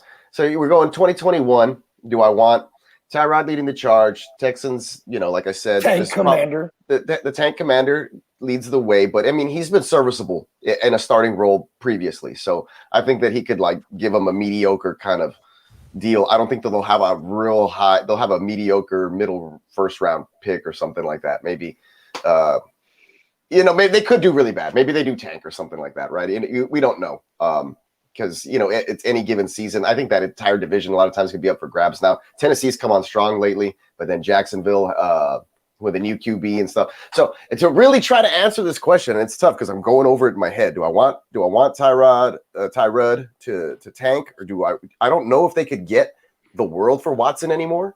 We live in a world where this trade could still potentially happen. There could be a team that's interested in Watson thinking, hey, we've done our studies on the legal troubles. It looks like if he's guilty or whatever, the NFL is only going to suspend him for a year and then we'll have whatever. I still don't think that it'll be enough. His price as an actual player is just too great for what he does for a football team. I don't think that if the Texans still had a trade partner that they would just be willing to get rid of him. I don't think it would be fair compensation. And then the whole legal stuff is still up in the air. But let's say that wasn't a factor. If that wasn't an issue, I'd of course want them to trade the world and get the most they could for Watson, like they should have done when he requested the trade. Unfortunately, the timeline didn't work out for the team that way or for Watson. And now he finds himself in the situation that he's in. But that's the way I would have leaned. I would have wanted them to make the wise choice, as any franchise would have, and said, the guy doesn't want to play here. He gave us all he had for, the 4 years. He tore his ACL in one of them.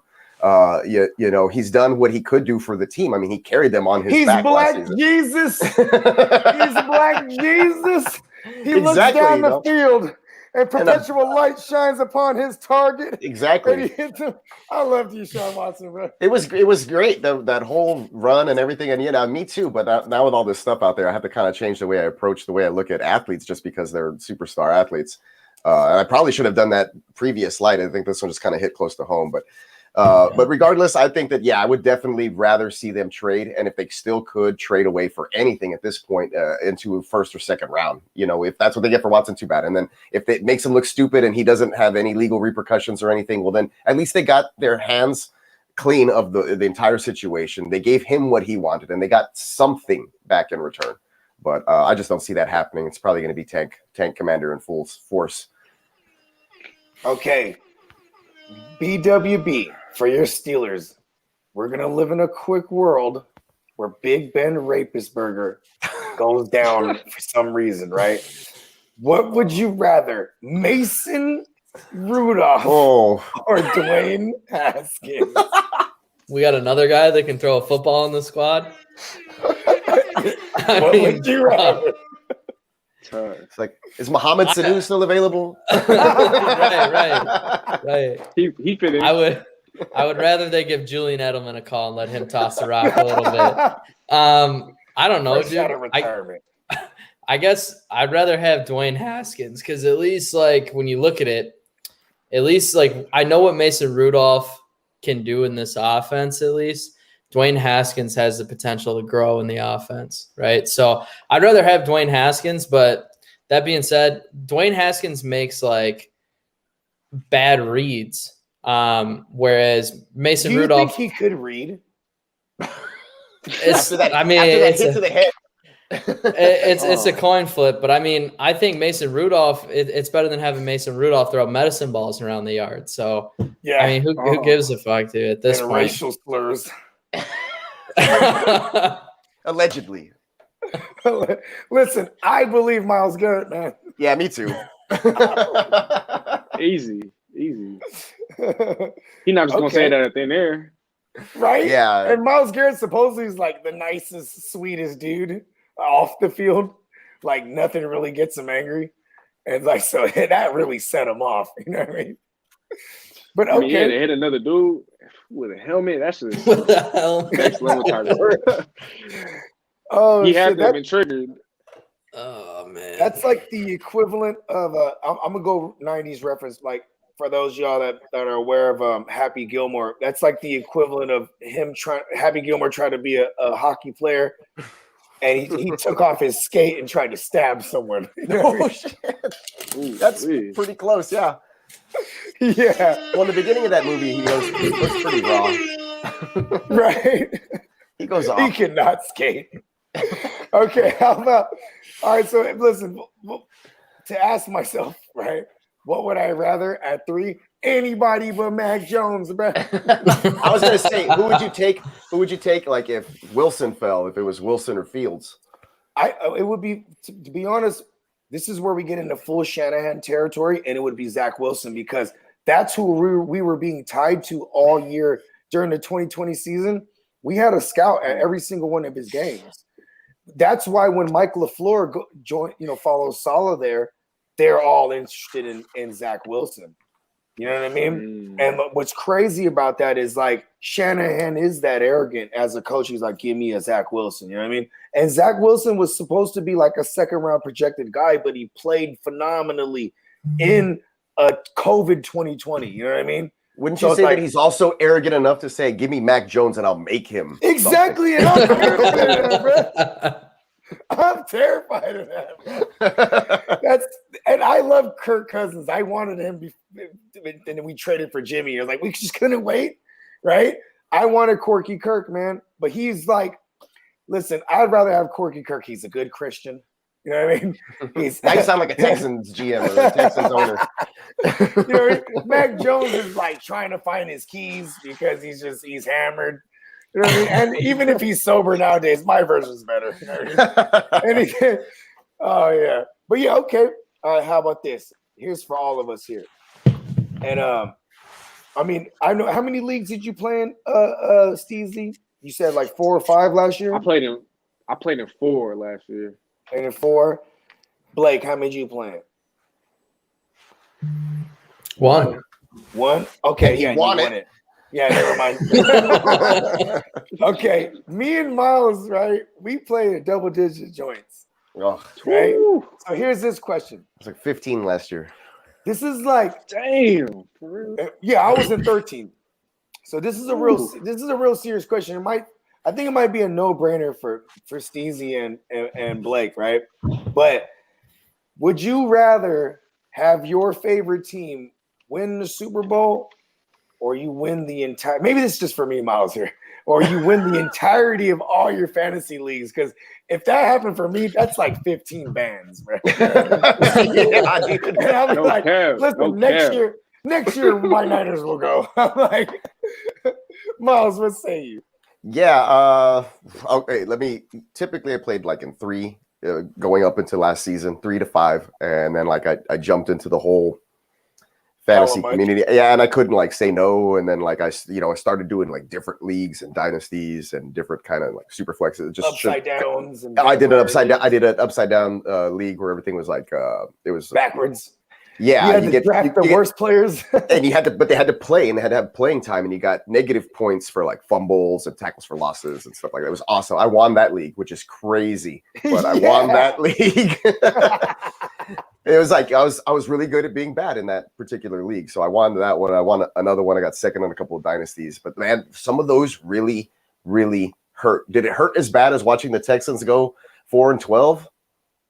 It hurt worse, actually. Fantasy is near and dear to my heart. So I will take the fantasy wins over my team going to the Super Bowl any day of any year, all the time. It feels great to be a personal winner. I did that with the help of, some football players, right, who were actually doing the stuff on the field. But I did that as a GM on my fantasy team. The Texans can't hear me cursing them in my sleep or, so what's another after 20 years, what's another, season or a couple of whatever, like if they never win a Super Bowl, like chips, fantasy chips, let's go. I banked. I was able to put some money in my account. I was able to, I got a puppy for my kids this Christmas because of it. So, yes. Did you name him Fantasy? I should have, Name him Champ. So yeah, give me the fantasy wins. I don't necessarily gloat. I just like to, show everybody else that I'm a winner. Yeah, I just like to flex a little. Right. Well, I mean, we are fantasy analysts, so that's kind of like par for the course, right? Like titles mean you're better, right? Yeah, dude, more credibility. It was like 14 out of 15. There it is.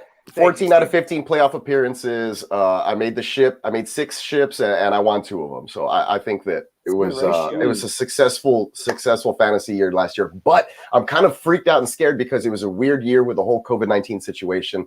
A lot of extra IR spots, and but still, that's a testament to you as a fantasy analyst, fantasy manager, because you're able to adapt on the fly. You know what I mean? Like, it's just, it's one of those things. It was multiple leagues with different settings. So I feel like doing that helped me. And then, of course, showing up on NFL AM with the Rum Boys every Sunday to set our lineups beforehand.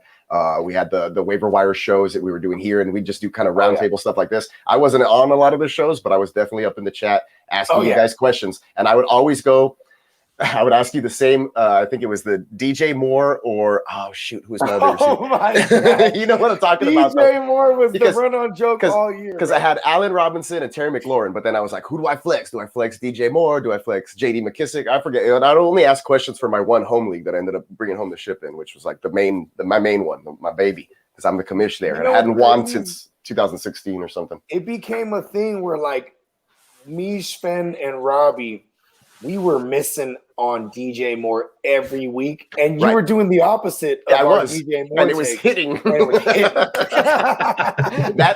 that helped take me all the way in that one league. I'm not gonna lie. And now because this year I'm on DJ Moore. I'm like, yeah, well, I he's had him, gonna but get a guy. there was weeks where it was like play him, don't play him, play him, don't play him, and it just depended. Mhm. But Yeah. that was fun. It was a fun season this year, and honestly, I don't think I would have been able to be as successful if I wasn't part of the Rum Boys. So, cheers to you guys for that. Yeah, hey, you know what? I'm going to try to take any kind of credit for your titles, man. I'm happy to help. Because I made it in 1 out of 13 leagues and I lost. And it was my big money league. It was my 500. And me and my guy, we split, right? And like, he asked for the split, and I was like, yeah, bro. I need it. Weak. Yes. He thinks he's gonna lose, and he beat me, bro. And I was so happy he asked for the split because I wasn't gonna do it. And this, Yeah, there you go. league, 3 years in a row, I got to the chip and lost them all three, bro. I'm the Buffalo Bills almost, bro. Give me one more year, and I'm the Buffalo Bills of that league, the '90s Bills. What you need to do is probably have Josh Allen on your team, and maybe it won't happen. You're right. I actually had him on my year, not this past year, but the year prior. And he took me to the chip, and I lost. You know what I mean? Yeah. Okay. That's tough. Steezy. I mean, I still want to hear your answer on this one. What? Bro, yeah, this one's easy. I'd rather take the fantasy chips. I mean, yeah, when Seattle won, yeah, I take the fantasy chips. I mean, look, You remember when Seattle won? I remember that. I was, I was one of the few that actually had to go to school because my pops wouldn't let me skip. So I think I was like one of like 7 kids in my fourth period, or it was throughout most of my classes, bro. I was like one of like 5 kids, 6 kids. Everybody was at the damn parade. Bro. I was heated. I was mad, bro. But I remember when we took the dub. I remember how happy I was, but I also remember all my other years of the years that I have won my fantasy leagues. I've also won money on top. And last time I checked, I'm not winning bread if the Seahawks are winning unless I'm making bets. And I mean, when I was in high school, I wasn't really betting like that. Now I am, and so I can still win some bread. If the Seahawks would win the Super Bowl, because I'd always bet on them. But I think that with fancy chips, like I told Bogart, it adds more credibility. I feel like when you're talking about your fantasy football expertise, people are gonna ask you how many chips you got. Isms. Yeah, exactly. I got 3 or 4. And so bread on top of that, I get trophies on top of that. I get more respect on top of that. More notoriety, just everything. And so hands down, bro, this one was too easy. But I'm taking the fancy chips. For us, I think we compete for the Super Bowl every single year anyway. And so it's been since 2014 since the last time we were in the Super Bowl. I'm just fine, but winning those fancy chips, I mean, it means just a little bit more. And I love fantasy, bro. I've been playing since I was in 7th grade, 8th grade. And so fast forward to now. Right, bro. Fast forward to now, I'm like, 10 years in, 9-10 years in. And so, man, I love fantasy, bro. Like, that's why I started talking fantasy on my channel a little later on when I started it, probably 5-6 months ago, 7 months ago. But, hey, I need to tap in with a league with you guys. Oh, yeah, listen, for sure, man. We're going to bring you in. We're doing a Rum Boys with you guys. We got a Rum Boys office league. You're definitely in that thing. I can assure you. Please, bro. We actually already counted you in. Already. Yeah, okay, I will hope. Yeah. You know what I'm saying? But I can't wait, though, bro, because I had 2 runner-ups last year, so I'm coming for it all this year. Believe that. I think those runner-ups sting more than anything else. I got 4 runner-ups last year, and they hurt so bad. 2 of them were in dynasties, man. It's just, oh, man. Well, I literally lost by combined like 2-3 points in both of my runner-ups. I lost one by .3 of a decimal point or whatever. I lost That's by tough. decision making. I did a late swap and lost, man. And tinkering. Remember how bad I was whining for like 3 weeks, Miles? I do. Like I kept like making bad decisions, and the rest of my team would come through, and I was just overthinking everything. And then I got to the Super Bowl nonetheless, and I was thinking, this is destiny. It doesn't matter what I do, because everything I've been doing got me here. The wrong decision, and I still get there. And then nope, I'm on the way to be the new Bills. Okay, yeah, second place hurts. Speaking of our Rum Boys Office League, The reigning champ, bro. What say you, bro? You take it. I'm taking fantasy ships. Yes. Yeah, of course. For You get to sure. hang. You get to hang that win over us every time we're on the pod. Every which is great. goddamn time. See, But not only that's that- another reason. Shit on Yeah. us every Yeah, he Every drafted extremely well. I was drafting at my in-laws on the phone, in and out, so I had a terrible draft. I But think that's not my Blake excuse. made like less. Blake beat me in the playoffs, He made and like badly. less than what 10 moves all year. Like I didn't make a single waiver move all season. not a single. What? Wow. Yeah, none of your Not a guys got single hurt. one. Like I had like two And he starting just running backs. Just drafted so fucking well, bro. It was insane. Super flex. You just ain't 12-1 in the ship. hey, I had Saquon and I made it to the playoffs. That's all I got to say. Yeah, good Ooh. shit. And Drake was my main other running back. You know, Bro, my claim to fame in that league is I was the highest points scored against. And like I came into seventh, I think. you gotta play better defense, Bogart. I know. I made all the trade, bro. I must have curved every fucking injury possible. Like I had Joe Mixon, he was hurt, and I was like, "Oh, this is what my guy Sir Joe Mix-a-Lot does." So you know what? Hey, I went straight to the other Joe Mixon truther. Jay Love, you want Joe Mixon? Hell yeah! I said, boom, I got rid of him. Then I brought over Chris Carson in that deal. Then I dealt with the Chris Carson thing. I'm like, shit. Like I just couldn't get away from injuries, bro. And then I was the Clyde Edwards-Helaire truther. Oh yes, you I were. had him, and then guess what? They bring over Le'Veon Bell, and everything just sucked. And I was like, "Fuck!" I remember that. I remember all of that. Like it I was was the yesterday. Gardner Minshew truther. It worked for 3 weeks, then it didn't. You know? What I No, mean? dude, I remember You that got one time you injured. were like, yeah, Baker. And I was like, all right. And I started him and he put up like 6 fantasy points, but I still won. Yeah, and then the Damn. next week, spite of him. the next week he put up like a 40 burger. Remember that? yeah, shit? but I had already dropped him. by And that you point. already dropped him, yeah. I'm like, you know what? I need to stop giving people advice. Actually, for those y'all was watching, shout out to everybody that I helped get to the playoffs and win titles. Keep listening to me. No, But you do for help. my peers, though. You do help. You're like that other voice that sometimes like creeps in the back of my head. It's like, but what if? And then I'll wait for the rest of the panel to either say nah or yeah, and then I'll I hate decide where it corrupting lands. people with my madness, though, bro, because I overthink. Bro, my lineup is set, and it's not really set until kickoff, like 10 in the morning West Coast time on a Sunday, bro. Like, I and didn't- that's a bad habit, though. I didn't even do shit with my lineup. I try all to set it the season. night before. What, Yeah, you're bro? Crazy. He freaking dominated. yeah. Lost Shout out one to- game. What? He fucking I think he What lost do you have? one game. I think. So My it's a super flex, team. first of all.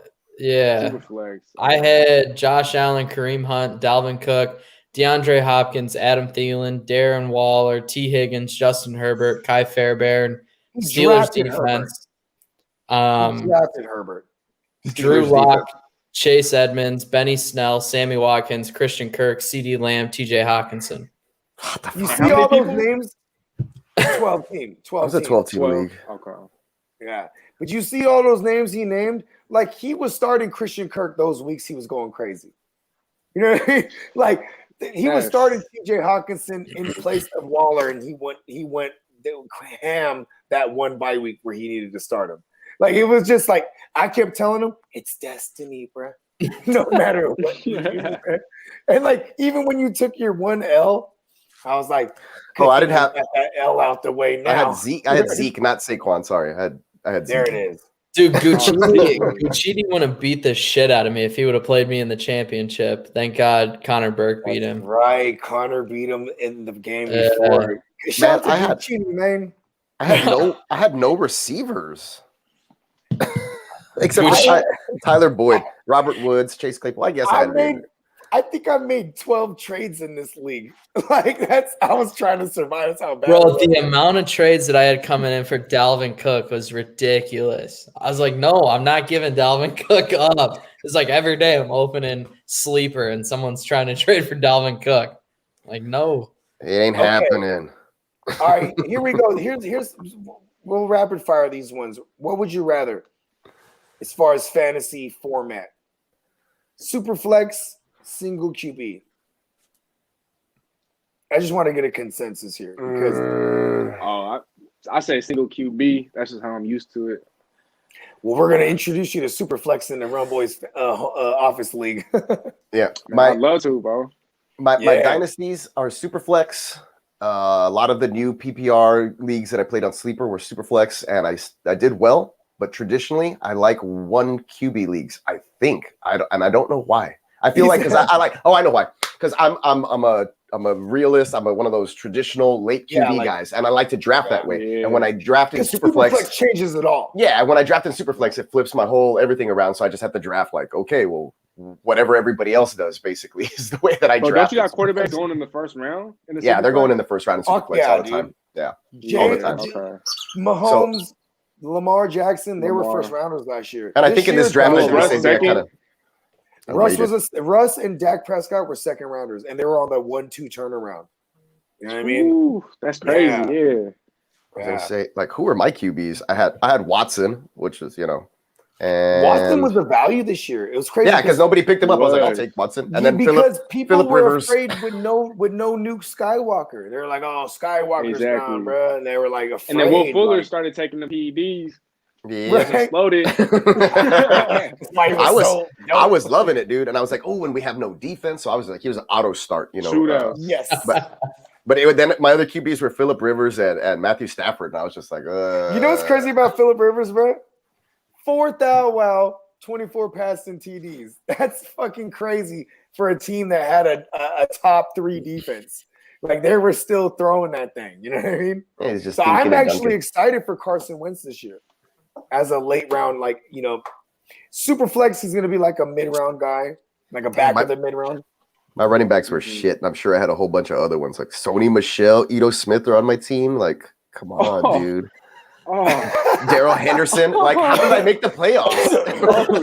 Thank you, Zeke Elliott. Thank you. I had a crazy team, bro, and I was highest points scored against. So it was just like, I love that because that helped me go to sleep at night because I'd be like, damn, dude, I'm competing, but it's just, and that's the luck of the draw. That's the luck of the draw when it comes to your schedule in fantasy, your schedule in the fantasy league. You know what I mean? Like, you have no control over that. That's why it was destiny, Blake.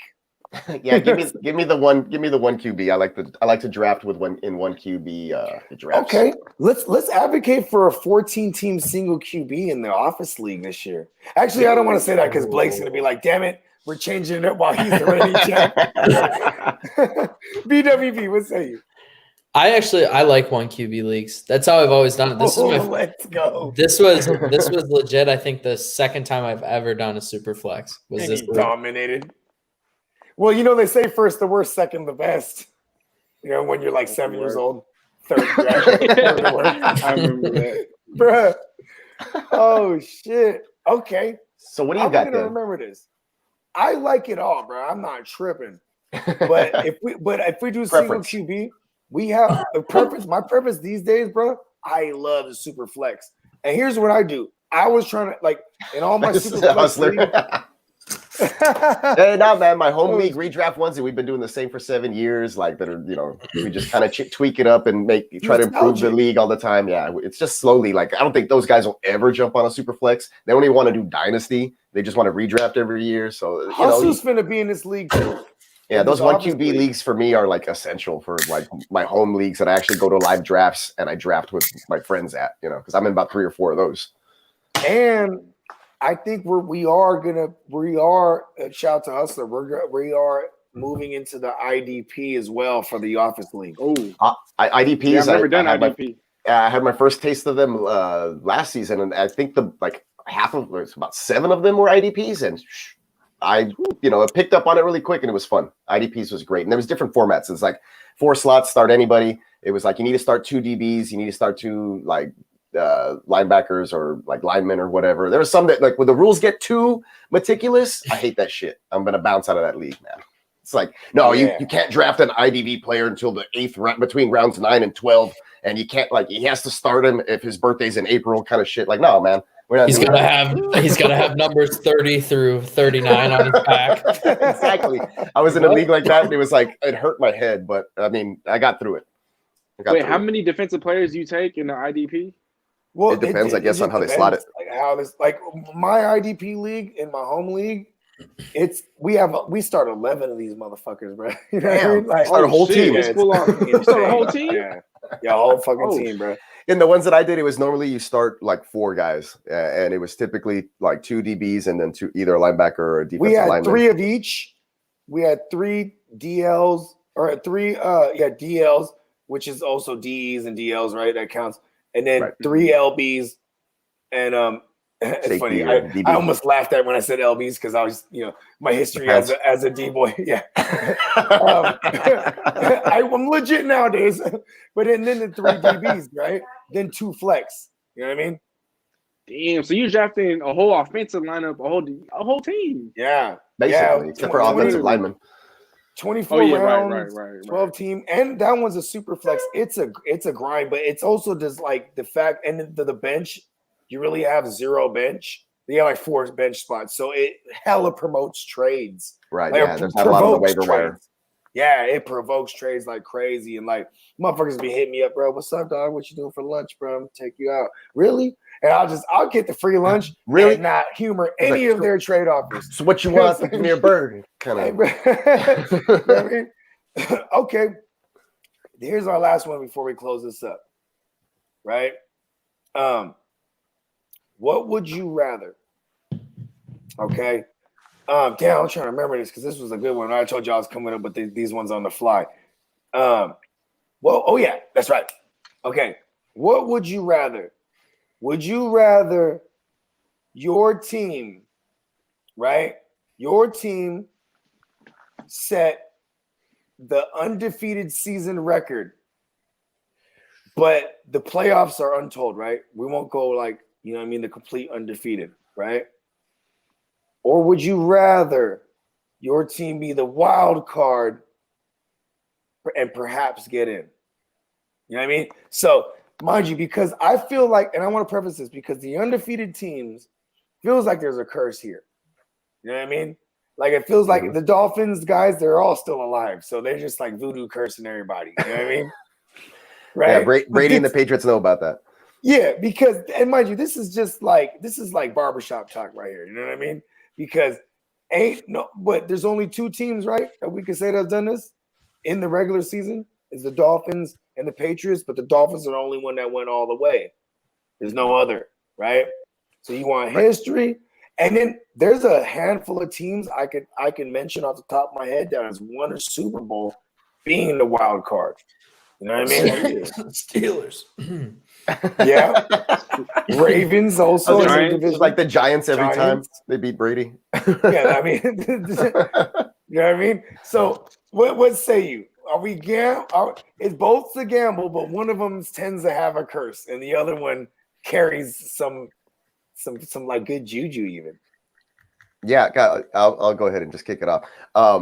I heard recently, and I don't remember what radio show it was, but it was something on Fox Sports or something like that. They were talking about something similar to this, as far as leaving behind legacies and whatnot. So like obviously the Dolphin team did it, but everybody remembers that Patriots team still that came in second place for some reason, right?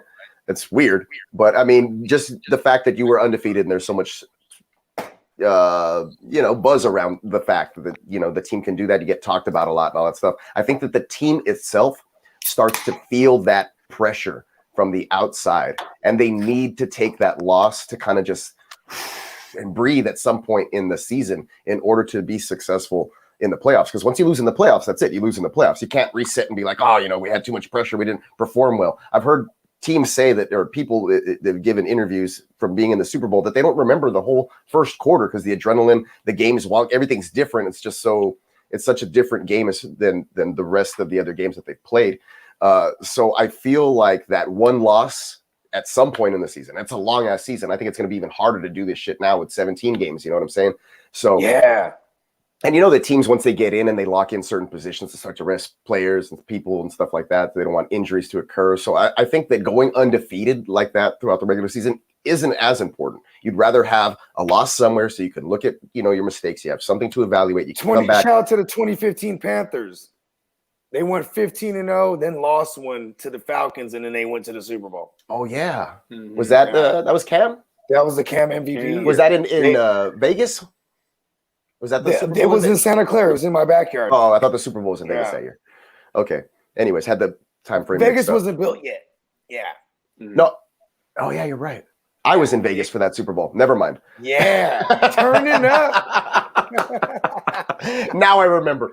But yeah, give me the loss. It's weird, but my senior year, we were in football. We were pegged to be like last in the district. You know, had lost a whole bunch of players the season before. New quarterback. Everybody's new. Everybody went from defense to offense, offense to defense. Predicted to come out last in the district. We lose our first 3 non-district games, and when district starts, we just switch the notch, and we didn't lose a single game the rest of the season until the couple of rounds into the playoffs. But then the entire school, my school where I went to high school, they didn't lose a single district game for the next 10 years after that. So I feel like sometimes you just got to lose. You know, you got to lose. You got to be bad or whatever. But you that way you can turn around and then get that string going. Leave the unnecessary pressure. Right. Exactly. And I think that, like, I guess whatever that. And it's weird that the streak ended on an overtime loss by like 1 play. They decided to go for 2 and they didn't get it. And that's when the streak ended. It's some Texas high school record or something, but they were like, fuck a tie. Let's go for it. Exactly. And it didn't work out, but I mean, that was a great game. I think it was 41-42. I remember Mishak Rivas was the running back from the other high school. I was out of high school already for 10 years, but I went to that game and it turns out that they lost. So I probably shouldn't have shown up. I think I was bad luck. I hadn't been to a game in 10 years, and then I showed up to that one. It's the one they lose. But like I said, I think that team itself was also in an immense amount of pressure because that game was towards the end of the season, and it had stuff on the line. You know, both teams were undefeated, and it was for the district title, and it finally happened. So I just think that sometimes like that the pressure, the players feel that pressure from having to. You can't make a mistake, you know, and sometimes you just need to play. I think that that's a very big thing. So that I'd rather have that one loss. I'd rather have multiple losses as long as I can get in and, you know, my team is playing well enough at the back end. You never want to back into the playoffs. Let's just put it that way. So I think that one loss is really important. Stacey. But so real quick, can you just rephrase the question just so I can kind of. Oh, just okay. Seahawks go undefeated and get in, right? Mm-hmm. Or they're a wild card and get in. And the reason why this is even a thing is because there's only been one team to ever win it undefeated. You know what I mean? And there's only been another team to go undefeated and get in. And they lost too. You know what I mean? To a wild card team, ironically. Man, okay, that's real tough. I feel like it is kind of tough, huh? Most it is because be like, give me undefeated. Like, yeah. Blake felt real good when they were like 11-0 this last season. Sure, I was going there. I was going to go there. Because even if you're a great team, right, all it takes is one bad week. Because, you know, once you're in the playoffs, let's say you came into the playoffs undefeated, just one bad week and you're out. But then there's extra pressure. But then I also feel like even if there's a lot more pressure, at the end of the day, these are professional football players. These are the best of the best. They should be able to perform under pressure. And so with that being said, I'm actually going to say, let me take the undefeated because I know that with my quarterback, Russell Wilson, he don't fold under pressure. If anything, he performs better under pressure. He's one of the best and most clutch quarterbacks in all of football. He excels under pressure, as does DK Metcalf. There's a whole bunch of clutch football players on his team. Carlos Dunlap had 2 game-clinching sacks last season for the Hawks against the Cardinals watching the football team.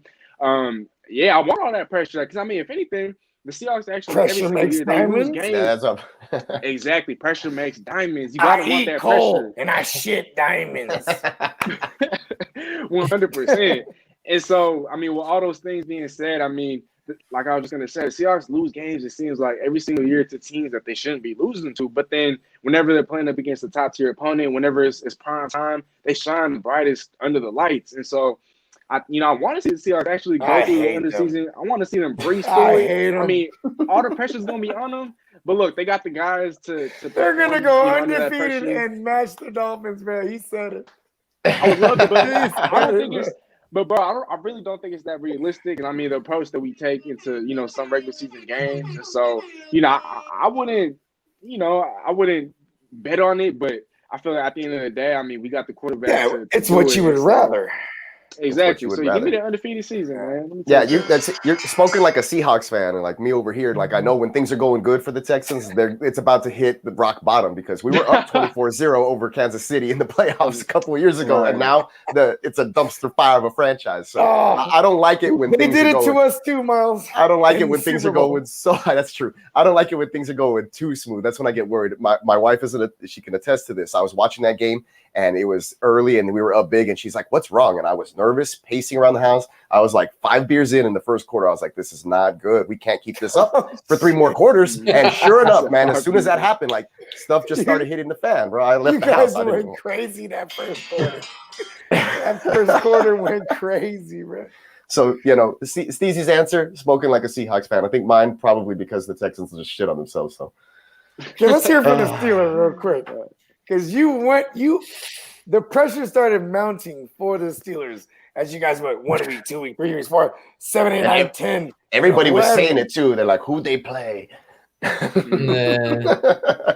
I mean, there was some missed field goals and shit. Like the Titans is one I think about. We should have lost that game, no doubt, dude. Oh, Gostkowski missed that joint. That's right.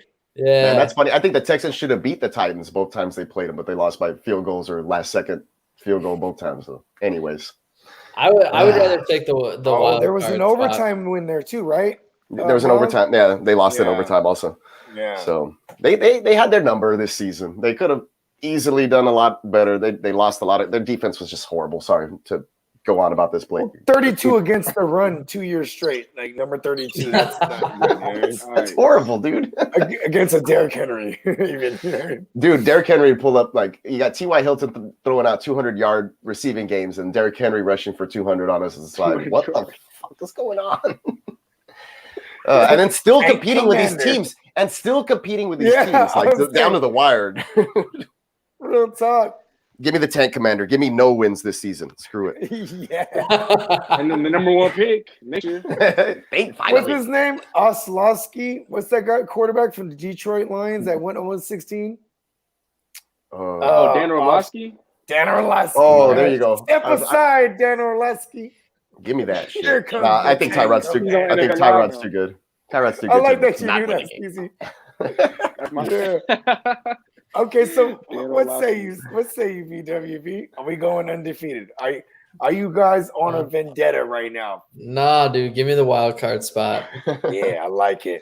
As long as we get in with what we got going on in the locker room and at the QB situation and people, just get me in, man. That's all I want. And what is it? 6 games? You win 6 in a right? 6 games?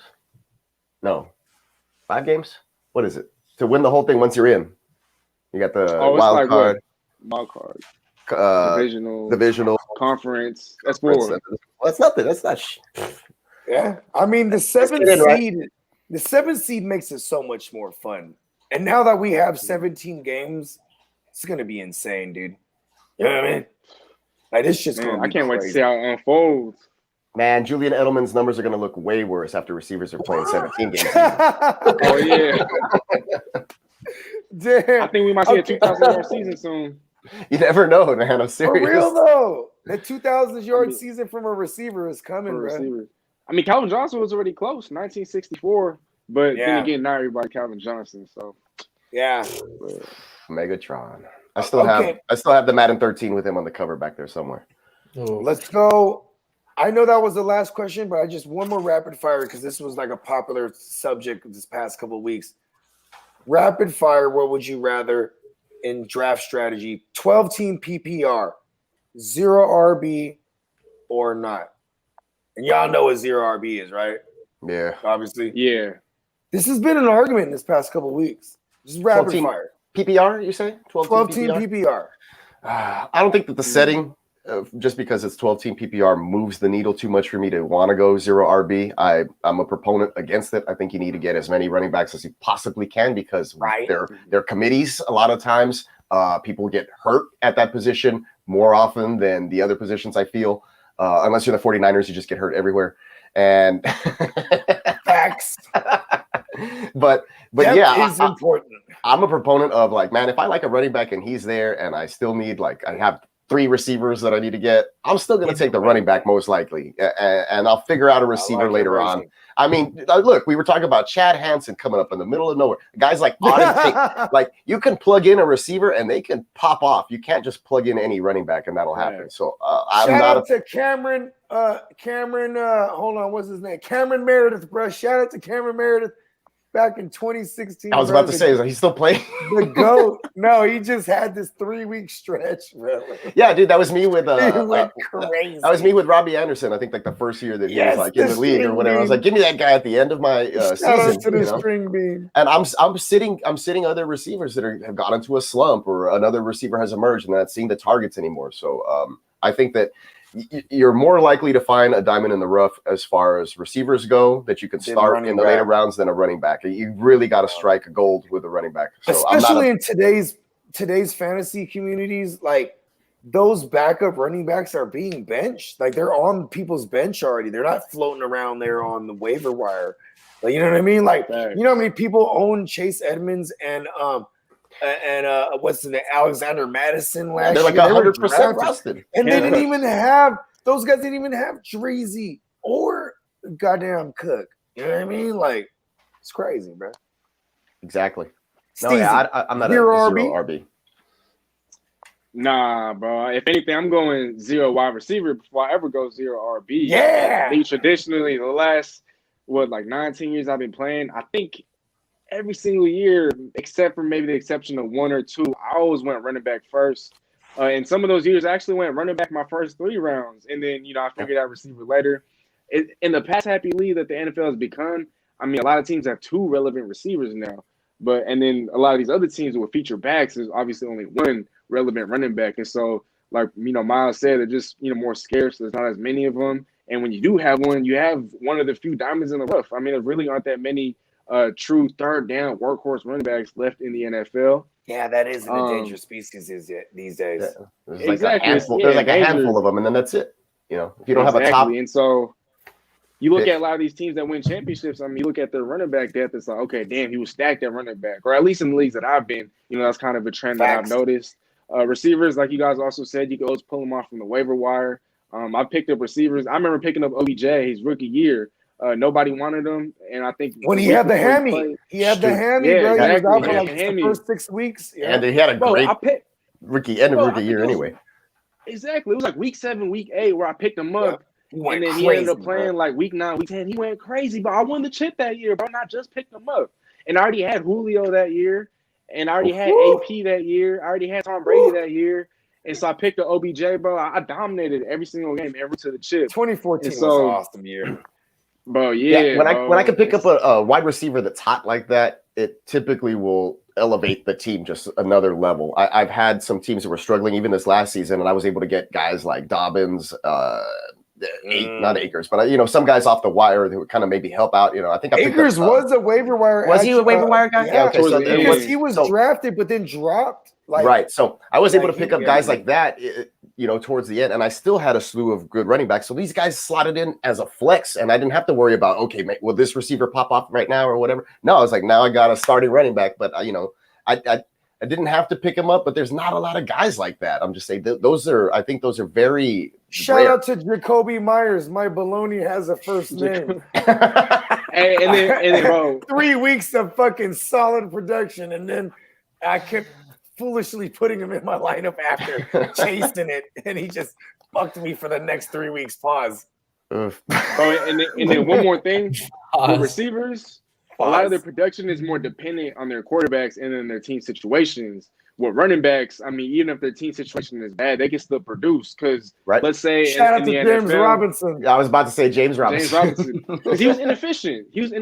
But he was getting touches. Volume. But receivers, volume, exactly. Receivers, if their quarterback is trash, if their team is going nowhere, if they can't even score points when they're being blown out, they got no value. But running backs, they can get a whole lot of touches, be inefficient, but still put up fancy points. So I like that. I like your version right here. That's a good version. I mean, even when you have those prominent guys that are they come in for that goal line carry, they may not be viable for fantasy football, but if the starter goes down, you got a guy who knows going to get the workload and then still be the goal line back. So it's just running backs are are way more valuable in my opinion, and it's just hard to fathom a world where the zero RB strategy like actually works on a consistent zero level. RB guys, they're gonna end up with a bunch of Gio Bernards and like, you know what I mean? Yeah. Who else is going in this range? Probably like a James Connors, and you know what I mean? Like, you know what's crazy? Zero RB guys and be Philip happy as Lindsay. fuck. Yeah, bro. Zero RB guys are happy as hell to get Chris Carson, because Chris Carson every year he should be as far as his production goes. Yeah, he always ends up in the mid rounds, even though he should be higher. Like, I'm gonna have I was that guy to go zero RB. Those are the running backs you end up with. Last year, everyone had. If you went running receiver heavy first, you had James Connors, you had Mark Ingram's that got Miles Gaskin, Jonathan Taylor, low key. Jonathan Taylor was a third rounder. Though. I was trying to trade for Jonathan Taylor. Oh, and I'm tripping. Yeah, he was actually going early. That was before I was trying to trade for. Yeah, I was, but still. Hey, Jonathan Taylor's that guy. Okay, how about BWB? Close us out. Zero RB? Nah, man, I love running backs. Simple. You got Dalvin Cook in the back. Where was he at? In the middle of the first round? Where were you at, actually? No, I got him. I don't fucking remember. Overall? I don't remember. I just remember I was at work and Robbie called me and he's like, "The fuck are you doing?" I was like, "What are you talking about?" He's like, "The draft is happening. It's your pick." I was like, "Oh shit!" And then I hopped in. I was like, Dalvin Cook's available, so I'll take him. I think you were like 6th or 7th. I was really upset. I was 9. Bro, in my home league, I got Derrick Henry at 10, and Dalvin Cook was taken. Bro, check it out. Dalvin Cook was taken at 9, and I was like, "Look, I just remember this. I'll take him." But the Cook thing, the Cook was coming not in the top 5 like he should have in most leagues because of the goddamn. Remember, he was talking about holding out and shit. Oh yeah, the contract he wanted to get a bag. Yeah. He signed late or a little later than. Yeah. God damn it, Cook. You know what? Contrarian in this office league, bro. I'm gonna go zero RB, and I'm gonna be mad as hell, but I'm gonna do it. Okay. Tell me why though. Okay, here's the thing. I think the value in running backs is crazy this year. Like, if I go to first 3 rounds, like, how about this? Zero RB doesn't mean I'm going receiver. That's the point that I wanted you to make. I would be picking up, like, give me the top. Yeah, I'm gonna get. Give me the top. Give me the top of the first tight end. You know, give me those guys. Give me a top. Right. Give me a top QB. Give me the redraft league. Give me the Mahomes Kelsey or whatever. Or I might go DeAndre Hopkins, swing around, get Kittle, because Kelsey's the first rounder this year, right? True. I go Luke Skywalker. Yeah. I get Jorge, right? Then maybe I go like Mahomes. You could do an Adams Waller. Boom, like, you know what I mean? And then I start targeting the say a Najee. Cam Akers is a second rounder. You know what I mean? Oh, you think he's second round this year? You think? Yeah, he's been moving up in the ADP. They're still in leagues with me, bro. Like, Cam Akers is going to be one of those guys in 2022, barring any injury in 2021. Cam Akers is a bell cow. He's a pass catcher, and he's a 3-down guy. He's gonna get 300 touches.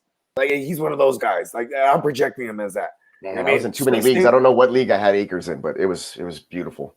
It was awesome when he came on, bro. When he came on, woo! And I was the Akers Patriots. Guy. Yeah, that was basically.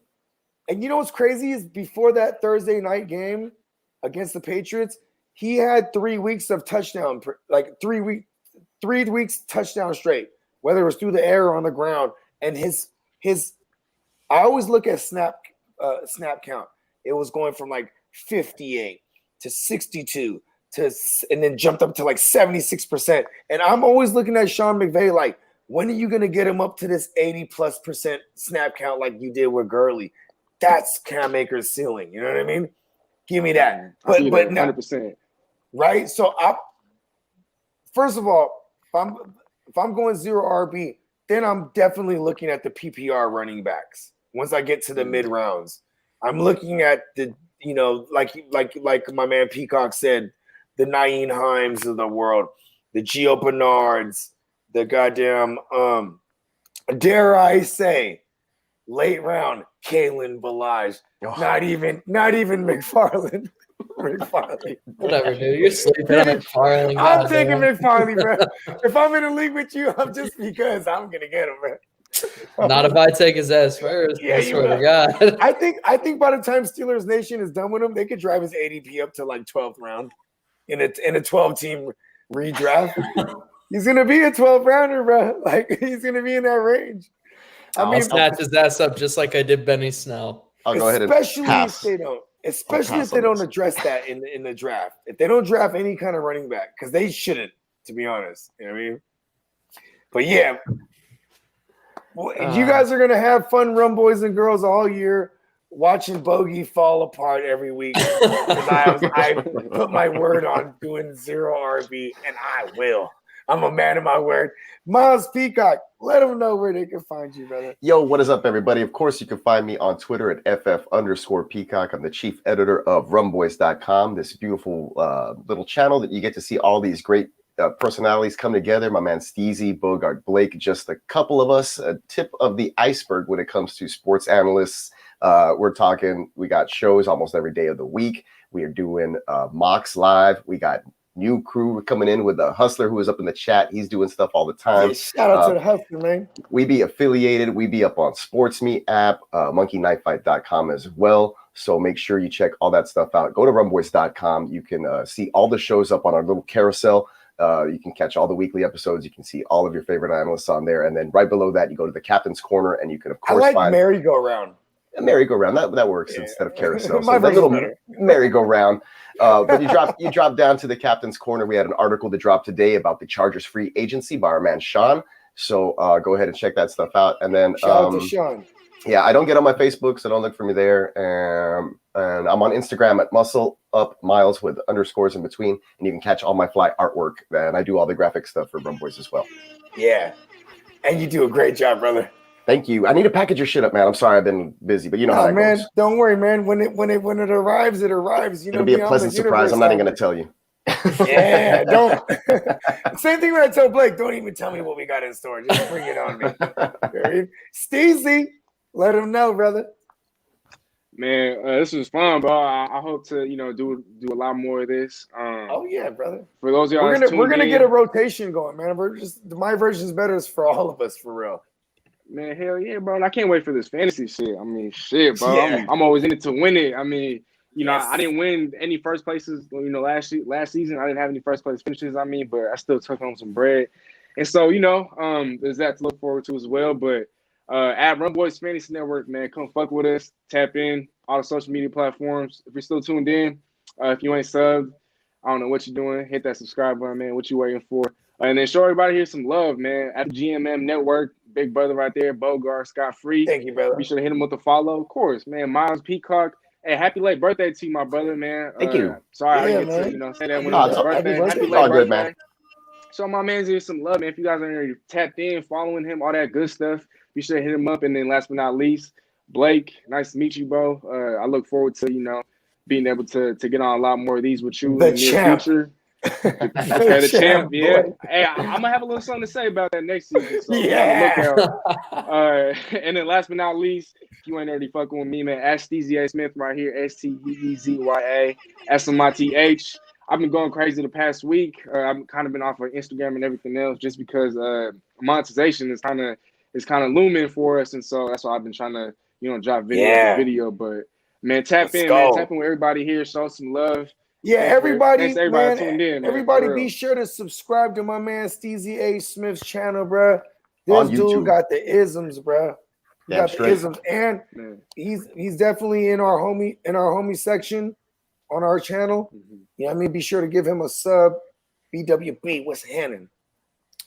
Yeah, you can find me on all social media platforms by searching Blitz with Blake, podcast platforms, Blitz with Blake, YouTube, Facebook, Twitter, Instagram, Blitz with Blake, Twitch, Blitz with Blake, whatever it is. It's pretty easy. I mean, there's not a lot of shit out there with that name, so shouldn't be too hard to find. Same thing. Yeah, just search Peacock for me, I guess. Yeah. I think I'm the only. Well, actually, no. Somebody told me. Who told me? I think it was Marcus Grant. He was like, "There's another FF Peacock somewhere," and I was like, "What? No way!" We're gonna kill him. We're putting the hit out on him. Nah, he's not active, but he did have a Twitter account Because before we me. killed him, bro. You got taken care of. My version's Yeah. better. Sleeping with the fishes. Yes. Hey, well, check this out. Y'all, listen, y'all can search tall trees in the 7 seas to try to find Bogart, but the earth is my turf. Hey, Blake, let him know. With the Go ahead and do me a favor, everyone out there. Go ahead and take her fucking sleazy.